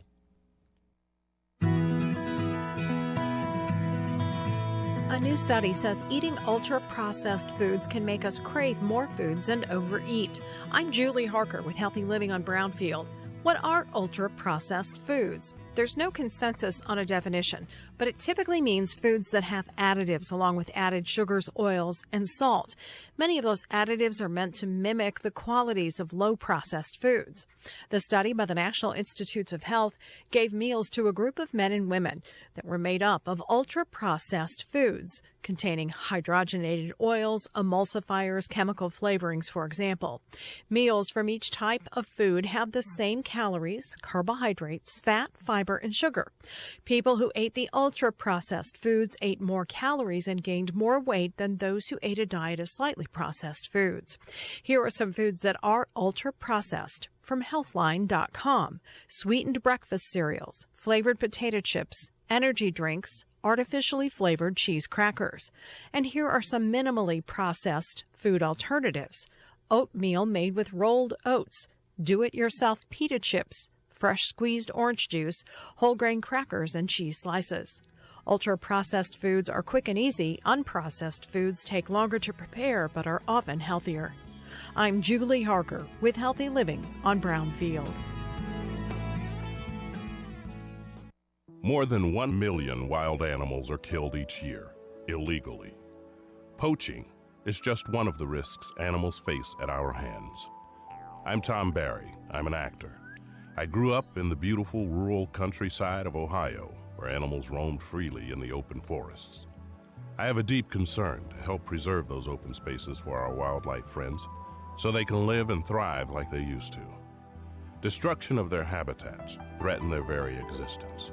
The best way to protect wildlife is to protect the land where they live. The Humane Society Wildlife Land Trust works with private landowners to protect wildlife, to preserve natural habitats, and establish permanent sanctuaries. To learn more or to work with the Humane Society Wildlife Land Trust, call 800-729-SAVE. That's 800-729-SAVE. Or visit wildlifelandtrust.org. Thank you. Michael Devine, the Doctor of Truth. Does anyone have anything they'd like to confess? At AM 1400 KVFD. All right, here we go. This is AM 1400 KVFD, the voice of Fort Dodge. I'm Michael Devine, and we're going to tell the truth, make it matter, and we're never going to be boring. Helping me with that today is Representative Ann Meyer, coming in at the very last minute again. Thank you, Ann, for being here. Absolutely. It's always my pleasure to be here. You were working out today. Yeah, get a workout in as much as every day I can. So. What's your exercise routine look like? This is an interview for Red Book, by the way. Okay, well. Or People Magazine. I honestly, I love to run, but my running has cut down to probably once a week now. So I'm on the elliptical, and I have another, so it's about an hour. I try to do an hour of cardio as much every day that I can. And I've got another machine that to mix it up so I get a little bit different. It's a walker. It's a uphill tread climber. Oh, really? Yeah. So I'm doing that too, and yeah, that's it. Got to stay healthy, and especially during this season because I'm baking and I'm eating. God bless you. You can bake. No, I probably sent my blood sugar through the roof over Thanksgiving. I realize, but I recovered my discipline now, so I feel much better. Hey, I'll have to go off the wagon sometime. Well, yeah. I mean. Thanksgiving and all that pie and oh God, somebody had to eat it, So I just felt an obligation, you know what I mean? Well, it goes bad after 3 days. That's the food poisoning rules. So thank you for getting that in. Can we? Yes. So the session starts what? The first Monday after the first of the year? Or? Session starts January 13th. So we have 2 weeks prior. 2 weeks in January prior. I'll be back at Iowa Central teaching documentation classes for the 2 weeks prior to the nursing students before they start the program. And those, again, we talked about that. That's the computer system that they have to use to document everything they do. We all have to use it to document all the care we give. Everybody in the hospital uses the same system. Okay. So they need to be trained on that. And so myself and another great nurse I work with, Lindy, she's been my partner through this whenever we do these trainings. And so in addition to looking forward to seeing the nursing students again, I look forward to working with Lindy because she's a great girl. Okay. Are you still teaching emergency room procedure or not? So I never taught emergency room. I've taught at the bedside on the floors. So I didn't teach an emergency. Oh, you mean up in Simulation Center? Right, Simulation Center. No, I'm not. That was more of a full-time job, and I had to take that off. Okay. So now. So that's not called emergency room care. It's simulation. It's an excellent simulation, by the way. It is. They have a great program here. Yes, they do. Iowa Central has a fabulous nursing program, and I recommend it highly. Our teachers are so good there, and our board passage rate is it's so high, and it's a tough program, but once those kids get through there, or young adults get through there, they or some older adults, they're gonna do well. Yeah, I bet they will. Yeah. I mean, that's great training. It is. It's it's miles from where we were, miles and miles from where we were. Yeah, that sort of training. There's definitely a lot more high-tech stuff they're learning. But the first 2 years is really, the first year, just the basics. And then they start moving on to the more intense nursing, IVs. And that's really one of the hallmarks of second year is learning to start your IV. And I used to be able to do that long ago. Really? Yeah. So did you do that in military? In the military, yeah. Okay. Military. And that's somebody had to learn it. So somebody pointed at me and said, "You're going to learn it." So I learned it. Yeah. And that's the way it was done. Then you're going to learn it. Oh, okay. And once you get that skill down, it's it stays with you. Oh, yeah. So when you did it, when you learned, probably like when I learned. one thing we didn't do was wear gloves when we started IVs. I never did. No, and I didn't when I was learning back in the 80s. But so you could always palpate the vein with your finger, but now you have to learn to palpate through gloves. It's a little bit tougher. Oh, really? Yeah, it is. Hell, well, okay. But I'm kind of beyond that now. So yeah, so you're not going to be doing it. So I'm not going to be doing it, and that's the way that is. I'm looking forward to session getting started, though. We've got some things we're working on. So one of the, of course, it goes without saying that we're still working on the mental health services in our district. How are we doing specifically? We had a meeting with a bunch of community leaders, law enforcement, and the hospital. CEO of the hospital did put up some barriers that this is why we can't do it here. So right now we're in the middle of working on those barriers. And one of them is legal barriers. Actually, financial barriers. First of all, mental health services are not reimbursed at the same rate as regular health services. Is that a federal thing? That's actually the Medicaid system. And so that's actually something we can help in Iowa. So we're looking at fiscally how much that would cost to increase the reimbursement rates. And so that's one of the issues. There's also a federal issue as far as the bed. You can't go over a certain amount of beds in order to pull down some federal funds. So we are going to be working with or presenting information to our federal officials. Maybe we can carve out psych beds from that total bed count. And then the third thing is definitely a funding thing as well. There are some regulations in place for for mental health beds in a hospital.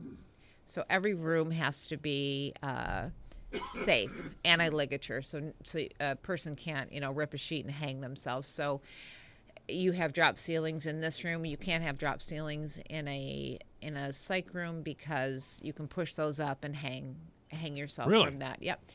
You can't have hinges exposed on the inside of the door because, believe it or not, that is also something that can be a weapon of some sort. Actually, it's something that they can tie something to hang themselves and on that hinge that sticks out, just like a hook or something, So those are 3 barriers, and gosh, I will tell you, back in my previous life when I had a problem, I attacked it and got stuff done. Sure. When you have to work with a bunch of other people, things don't move as quickly as we'd like them to, but rest assured that is still my number one priority. I talked to the mayor about that a little bit yesterday. He's in private business, of course. Yep. And he said when he's at the city, he has to conduct himself entirely differently than he does when he's in private business. Private business, you move. Let's do it right now. Exactly. But over there, it's, oh, God, we got everybody kiss the ring, and around we go. Would you be in favor, then, of more Medicaid spending as far as mental health is concerned? Would you be in favor? Yes. Or would you propose that Medicaid or that mental health reimbursement were equal to medical reimbursement? I'm planning on introducing that. You are? Yes. Okay, good. That is definitely a barrier to private business not opening those beds. The cost, because you can, and I think I've talked about this with you before. I likened it to if I was taking my car in to get fixed and they told me it was $1,000 for them to fix it, and I said, well, okay, I'm only going to pay you $750, and you're just going to have to take it. We can't ask business. We can't run business like that. We can't ask someone to open up and take a loss. Mm-hmm. We just can't. So I want to make it, and the people I'm working with down in Des Moines want to make it so we can make it not profitable, but at least cost cost neutral. Yeah. For the hospitals to open more psych beds. That is number one thing I hear whenever I go to any mental health meeting. We do not have enough beds. Bottom line. Well, apparently it's not profitable. We used to have a small psych unit out here. Yep. And we also had a alcohol and drug rehabilitation center out into the hospital. Both of them are gone. I assume that there just wasn't money in it. CFR on the west side of town, they're actually our substance abuse inpatient and treatment center. That's where it went. Yeah. Yep. So they're doing great work out there, but we still need mental health services. Not only, and that's my focus. I mean, that's my number one priority. But we also need follow-up, probably more follow-up services, making sure that people, once they are out and about, they're getting checked on every day. They're making, someone's checking on them to make sure they're taking their medication to keep them where they need to be. We need services, and we need to, as a state, take care of our people and fund them. Yeah. Oh, yeah. There's a huge need in our state. I don't know. The whole world seems crazy to me anymore. Of course, I'm an older man, so I better stop talking about somebody needing mental health treatment. They'll round me up, I suppose. But we do seem to have a terrible need with some of the incidents we've seen in our area lately. And we do, and honestly, I don't know that we could have prevented anything. You can't prevent everything because everyone isn't in the system that does these, that commits these crimes. I understand, but we do have, you and I have talked about it before. In the 70s, there was an idea that we had too many people warehoused in institutions and that we should release them. Yep. Well, some of these people are out here now, and they're homeless, and they're seriously mentally ill. Mm-hmm. What do we do about them? Those are the people that we need to have services for. Yeah. And they don't want to go to an institution. They want, they'll sleep in the park or someplace, or over at Beacon of Hope before they'll go to an institution. So that makes them our problem on the street. Yes. Yep. Is it just going to be our problem? They're going to remain in the street, or? I don't have the complete and total answer for that. Mm-hmm. But we have to start plugging away at it, and everyone is on board with this. There's not a city leader that's not and a county leader that's not on board. I believe that. AM 1400 KVFD, good afternoon. You're on the air with Representative Ann Meyer. If I change the subject real quick, I was curious if the taxes that we were getting from online sales from Amazon and eBay, if we've actually received any of those yet, and on top of that, does it ever go down to the local level? That's a good question. I know we do have state receipts from online taxes. Yes, the sales tax we're collecting online. Let me look into that though, as far as how it's distributed on a local level. I believe it does go to the counties, but I'm not. You know what? I'm not positive. So that's a great question. That's a great question. It is a great question. Find out about that. Yeah, I will. Quick question. Do we have any idea what the estimate that might be? I don't, but that's another. That is concrete information that I can get for you. I'd appreciate it. Okay. Thank you, sir, for your call. Thank you. That was great questions. That really was. That was a great question. This is AM 1400 KVFD, the voice for Dodge. Yeah, you have a question. It's 955-1400, 515-955-1400, of course. So, I forgot about that, the Amazon thing. Yeah, thank goodness. Much of the sales as they make, for God's sake, in Iowa and other places. Yeah, and really, that would have been, that is taking away from our local and state businesses. We were losing so much sales tax on that, and really that's what attracted people to online sales. If I could get it for the same price and not have to pay taxes and get free shipping, yeah, that was good. It wasn't fair, and wasn't fair to who? It wasn't. It wasn't fair. I kind of liked it. It wasn't fair to the people running brick and mortar businesses. Oh, that's true. Yeah. if they're selling the same product. So you just didn't want to tell them the brick and mortar people, they didn't have to pay taxes. You decided Amazon should pay taxes. Well, as you stated before, Mike, we have to have services in our state. Yes, we have to have services in our state. We certainly do. A couple other things I'm working on, which one of my bills just came back from drafting, is the distracted drivers bill.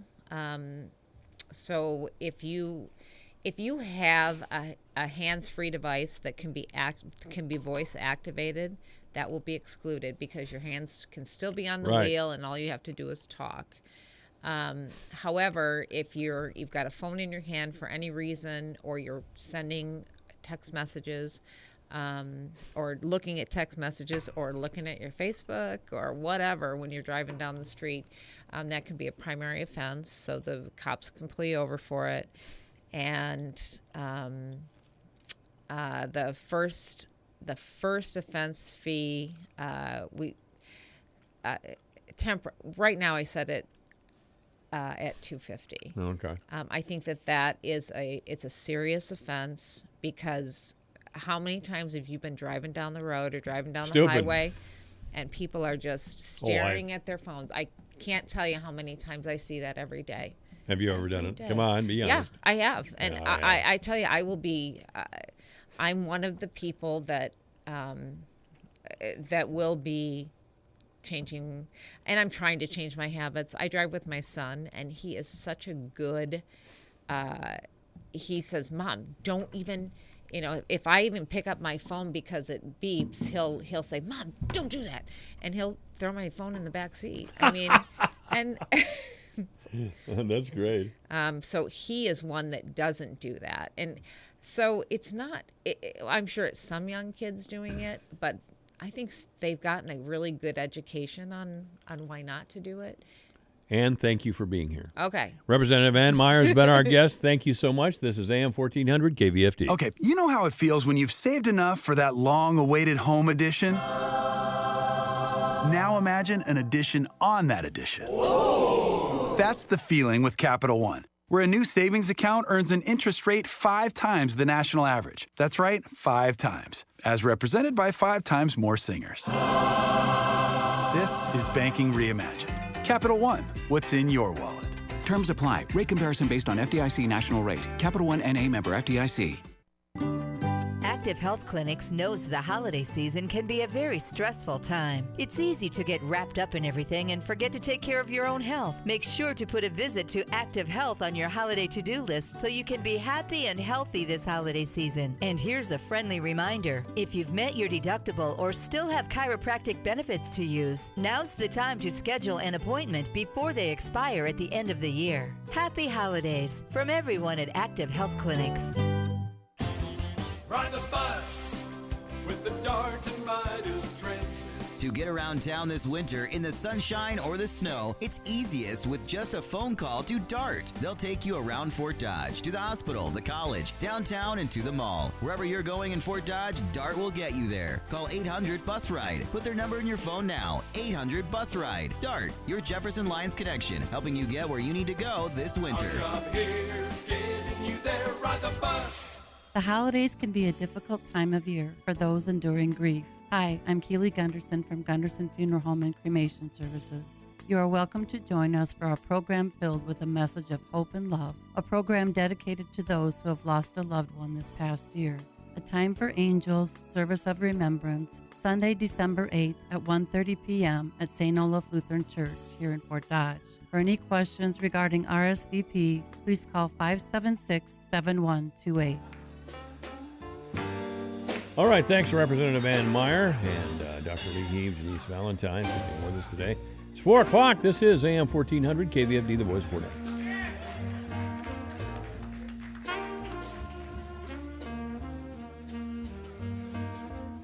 This is Dave Graveline. Be sure to listen to Into Tomorrow right here on the voice of Fort Dodge, AM 1400 KVFD, Fort Dodge.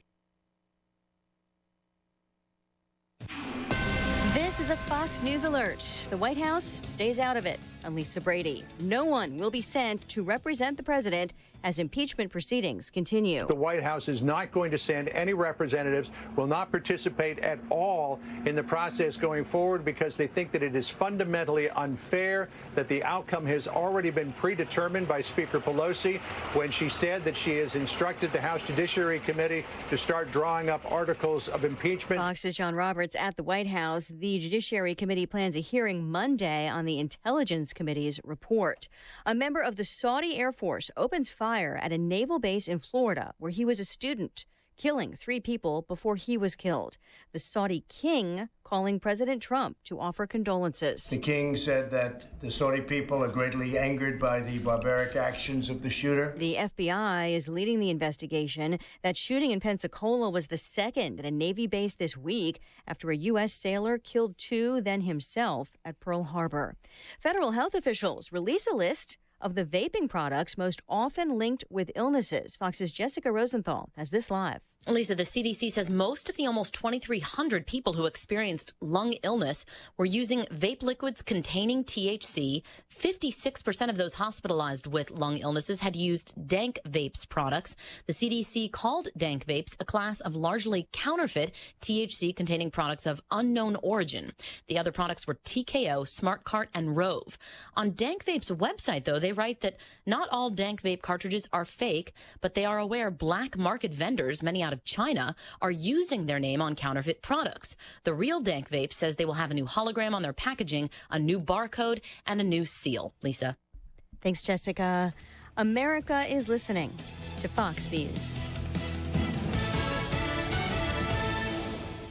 Hi, I'm Jay Farner, CEO of Quicken Loans, America's largest mortgage lender. Let's talk credit card debt for a minute. If you feel you're carrying too much of it, you're not alone. The average household in the U.S. carries over $8,000 in credit card debt. Ready for some good news? With a cash-out refinance from Quicken Loans, you can quickly and easily put some of the equity in your home to good use by paying off a lot of that high-interest credit card debt. A great way to take cash out is with our 30-year fixed-rate mortgage. The rate today on our 30-year fixed-rate mortgage is 3.99%, APR 4.18%. Call us today at 800-QUICKEN to learn how taking cash out with a 30-year fixed mortgage might be the right solution for you. And for a record 9 years in a row, J.D. Power has ranked Quicken Loans highest in the nation in customer satisfaction for primary mortgage origination. Call us today at 800-QUICKEN or go to rocketmortgage.com. For J.D. Power award information, visit jdpower.com. Rates subject to change. Pay 1.375% fee to receive this discounted rate. Call for cost information and conditions. Equal housing lender. Licensed in all 50 states. NMLS number 3030.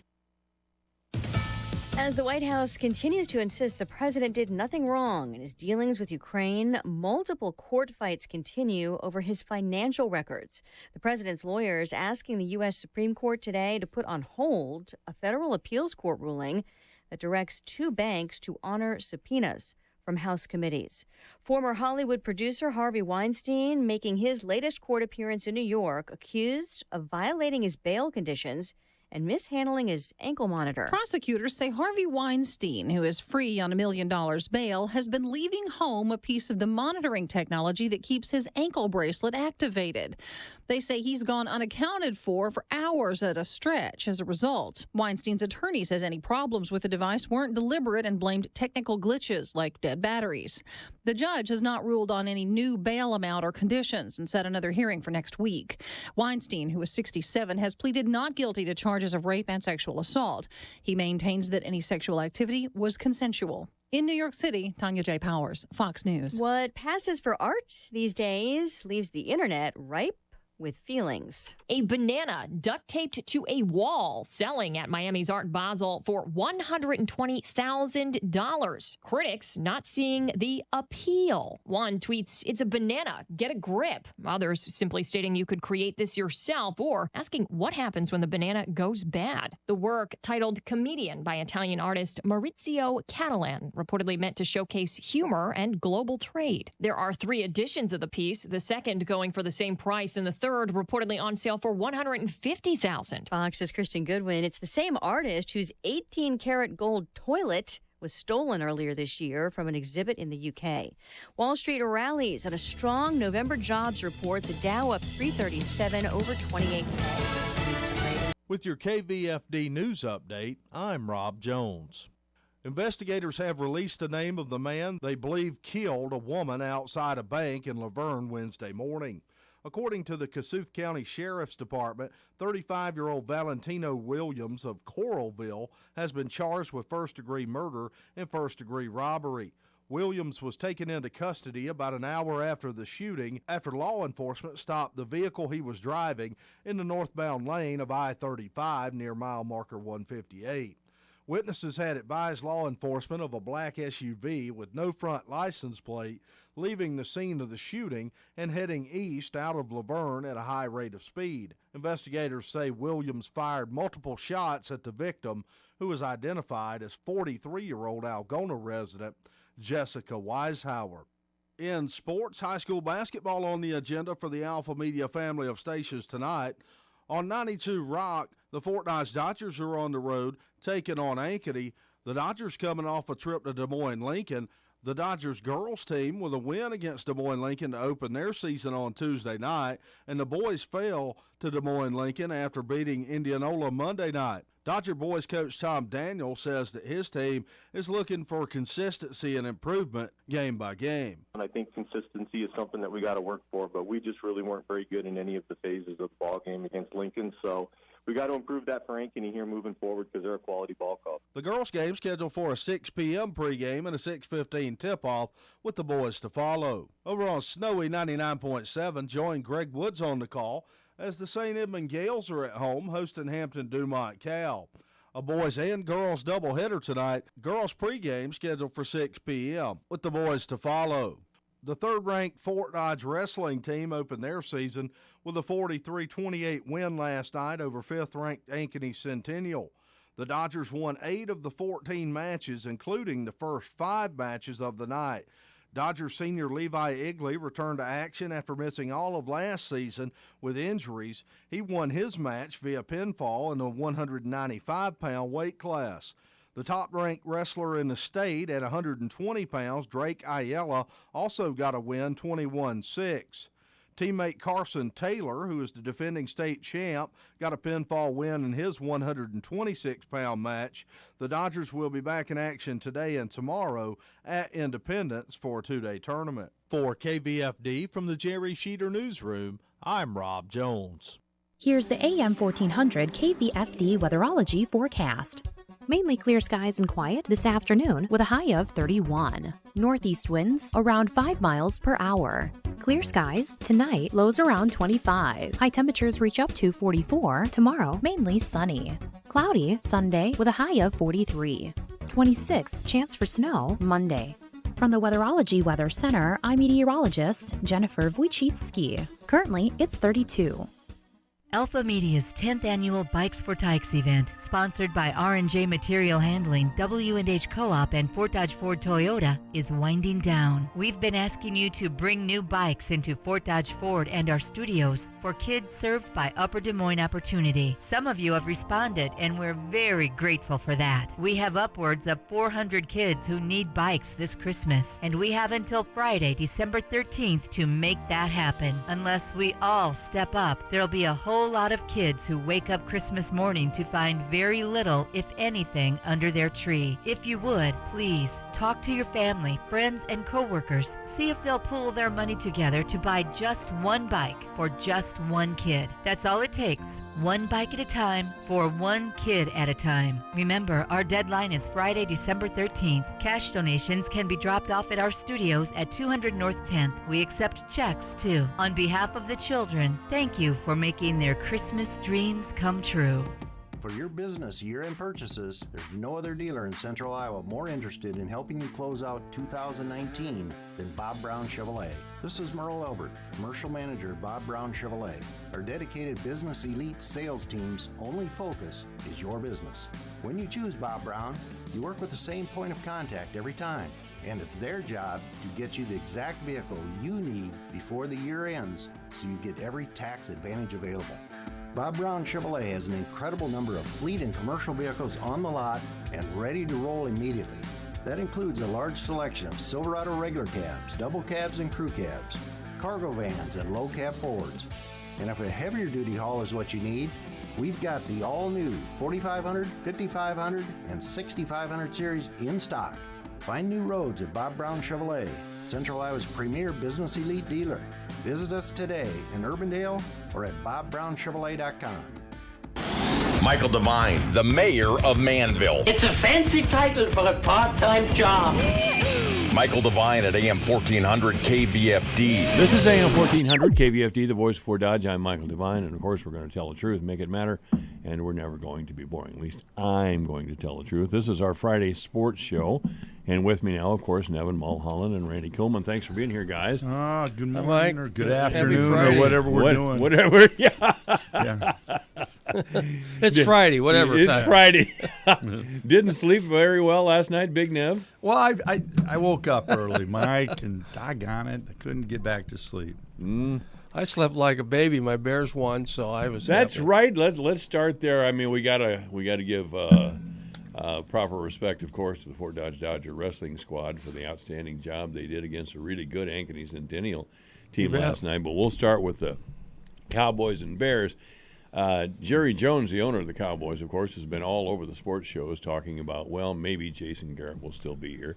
I think he can drop the maybe now, can he? I mean, the Bears thumped the Cowboys. The game, and I saw most of it, the game was not as close as the score indicated. The Bears did dominate the entire game, I thought. Yeah. No, the Bears played really well. It was first quarter was kind of even, and then the Bears took over after that, and Trubisky had a tremendous game, and the Bears are beat up. A lot of people are, but they're using third-team tight ends and wide receivers, and heck, even their third-team wide receiver kid named Mims, he got hurt and came out last night, and so they've got guys that don't even know the offense running in there picking up off the practice squads, Yeah, Trubisky played very well. The Bears, and the amazing thing, Nevin, was the Bears' offensive line, which has been horrible pretty much all year. 2 or 3 starters are out, and their backups are playing really well. They really That's a sign of a good team, though. They handled a good defensive line from the Dallas Cowboys. Dallas looked completely. Their chemistry looks bad. I mean, they looked. They really do. They're like they're not even getting along with each other or something. Yeah, they look like they're giving about a 50% effort at most. So do you think more of that was the poor play of the Cowboys or the good play of the Bears? I think it's a combination of both. Yeah. And Jason Garrett, if you watch him on the sidelines, he just sits there with his head turned and has this puzzled look on his face the whole game. Well, and you just don't see him doing a whole lot. And Dak Prescott had an off night. He did not play well. Elliott had a pretty good night, but they looked very uninspired. Well, if you recall earlier this year, some of the Dallas players coming off the field wouldn't shake hands with Jason Garrett. Maybe they're giving a message. Right? Yeah. There was that situation, and I wonder if they were giving a message to Jerry Jones, the owner, who's always at the games, that this isn't their guy anymore. Well, I think he might even be calling the plays, Mike. Jerry? Could be. He very well could be. No, the point being he takes himself pretty seriously. An active owner. And that is a very active engaged. Engaged. Yeah. Well, without an active owner like Jerry Jones, I don't know if Jason'd still be around. I have nothing against Jason Garrett at all. Yeah. But he's got and the Cowboys are a solid team, I think. But on you're paper, right. they're more than solid. They're really good. Oh, yeah, on paper they are. But they've got 6 wins. They haven't beat anybody with a winning record. Yeah. No. And that division is horrible. Mm-hmm. They could still win the division. Yeah. Matter of fact, I think they're still in first place at 6 and 7 in their division. The Cowboys are? Yeah. Well, that's a hot because you're division. talking about the Giants, Redskins, and who's the other one? The Giants, Redskins, and the Eagles. The Eagles. And the Eagles are. Yeah, they're under 500. Yeah. So it's the Eagles. What's wrong with them? Carson Wentz. What's wrong with those guys too? There's a lot of parity in the NFL, and you get a few injuries, and next thing you know, you're 6 and 7. Yeah. And but the Eagles have been horrible also. And what's with the sports commentators all talking like New England's over with? They're 10-2. But if you drill down a little bit, they've played an incredibly easy schedule. Early on, They really have. And a lot of those 10 wins are against poor teams, and they haven't looked good lately, Chief. Not at all. And their offense is really struggling. Brady's struggling. Right. They have not. And then their defense, they take a lot of pride in, who's been very good, has looked pretty pedestrian lately. What's wrong with the defense? Are they missing some guys? Or Well, again, I think it's more a product of, I think, the schedule. I agree. I really do. Yeah. Nevin Mulholland and Randy Kuhlman are here. We're talking sports at AM 1400 KVFD, the voice of Fort Dodge. Well, anybody who's sounding the death knell for the Patriots is a little premature still. Well, I don't know about death knell, but I think people are going, hey, they're not. Right. They're no powerhouse, okay? They're not any better than some of the better teams in the NFL. That's the way I personally look at them. Yeah, well, you're right. I mean, Brady threw a temper tantrum on the sideline the other day. I mean, he just, when they were playing Houston and got beat by Houston, he just laced into his receivers like it was all their fault or something. And, obviously, it wasn't. Yeah. No, and they haven't beat the real good teams. Baltimore handled them easily. And Baltimore looks like probably the best team in the NFL right now, closely behind the 49ers. Look awful good. Seattle looks good. And then other teams are starting to fall off. The Packers have really fallen off. Their defense has really been has really struggled. And the Packers are getting old. Well, not so much their defense.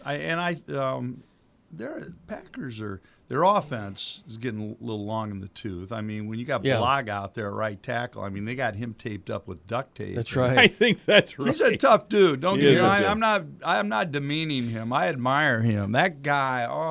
I don't know what his he gets injured every years are going to be. Misses a couple games and he's back. And he's back. I mean, I read a funny quote from Rodgers about Blag last week.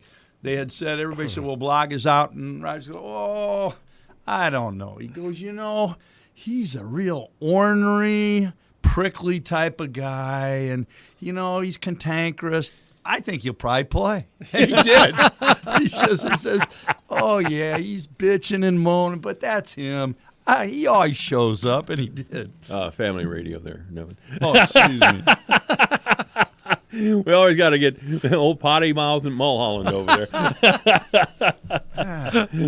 Yeah, you're right. Sorry about that. That's all right. We're not over at Old Boston, even though we may think we are. But I shouldn't. Yeah. Sorry, America. Sorry, rural America. Like my mother doesn't use those words, and she's like 87 years old, 88 or something like that. Anyway, I know we should talk about the Iowa football game, the Iowa State football game against Kansas State. But we really, because of Nevin, we have to talk about the Creighton Blue Jays, of course.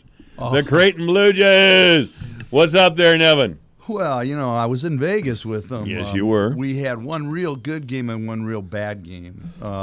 In fact, San Diego State, first of all, I was extremely impressed. I was too. They're men, and they don't screw around, and they're underrated. And they took it to us in a big way, and then beat Iowa the next night. Iowa played them very tough in the first half, but then it let them get this Malachi Flynn. You'll hear that name. This guy was terrific out in Vegas. He's the point guard for San Diego State. And he single-handedly beat Iowa the next night. Hit 27 in the second half. Yeah, and it was he didn't. Iowa. Yeah, he was on fire. He really was terrific. Against us, we're watching the game, and I'm with my son, and we're getting pounded pretty good. And it was a humiliating, embarrassing defeat. But he throws up one from the side, kind of like Weisman did. Banks it in. Oh yeah. And we're going, oh boy, I don't know. This just isn't going to be our night. And then about 2 possessions later, he throws an alley-oop that goes in. Nobody touches it. He throws it up for a guy, and it just goes right by the guy and goes in. And my son gets up and says, I've had enough, and left. He went to hit the craps table. Yeah, he did. He's going to have more fun losing money than watching that show. But anyway, and we beat Oral Roberts this week. A big game tomorrow. We play Nebraska. That's a big rivalry game. Oh, that is, yeah. And that's 1 o'clock, and it'll be a full house for the first. I mean, people will be jacked up. A lot of Nebraska fans. They're not very good, though. I mean, if we get Fred's team isn't very good. No. Randy and I talked about this yesterday. Rumor has it their football team would beat the basketball team. I mean, they're not very good. Now, I got to be careful because they can come whipping in there and maybe put beat down on us. Yes, if they do, we'll have to play extremely poorly. Things will have to go all their way. So, well, it's Hoiberg's first year, and he came in late. He had a late recruiting class, but boy, this is not his kind of team because when I watched him play the other day, they couldn't throw the ball in the ocean. You know? And he gives them the green light. Yeah. I'm watching guys shooting 3-point shots that I'm telling you, that ball's never going in. I mean, it's an ugly 3-pointer. It doesn't look right even. No. And they're way off. I'm going, boy, Fred, I think I'd change up my offense a little bit here. But again, tomorrow they'll probably hit everything they shoot. So well, you mentioned Nebraska, so we do have to switch back to football. The Iowa-Nebraska football game was one of the more exciting games I've seen. That was a crazy game, wasn't it? The first half, Iowa just pounded them. Yeah. They just pounded them. And then Nebraska, I don't know what happened in that locker room during halftime, but they came out in the whole game changed. I mean, it flipped. It's more Iowa's approach to the game. Probably. I swear they come out hot and they're aggressive, and then they try to belly it in the second half. In other words, they become very conservative. We're not going to beat ourselves. Yeah. And I mean, they do this game in and game out. To me, it's a little frustrating at times. And I know I am a Ferentz fan, by the way, and I know you're not particularly, Mike. But that is they try to put it all on Iowa's defense year in and year out if they get a lead. I thought that's what happened in Lincoln. The amazing thing is we couldn't throw the ball the whole game. I think we had 45 yards passing until the last minute of or 30 seconds of the game. All of a sudden we start throwing the ball down the field. We complete 2 or 3 long passes, which we couldn't do the whole game. It sets up the victory for the Hawks. And of course the kicker, that Duncan kid's unbelievable. He's got, you talking about ice water in his veins.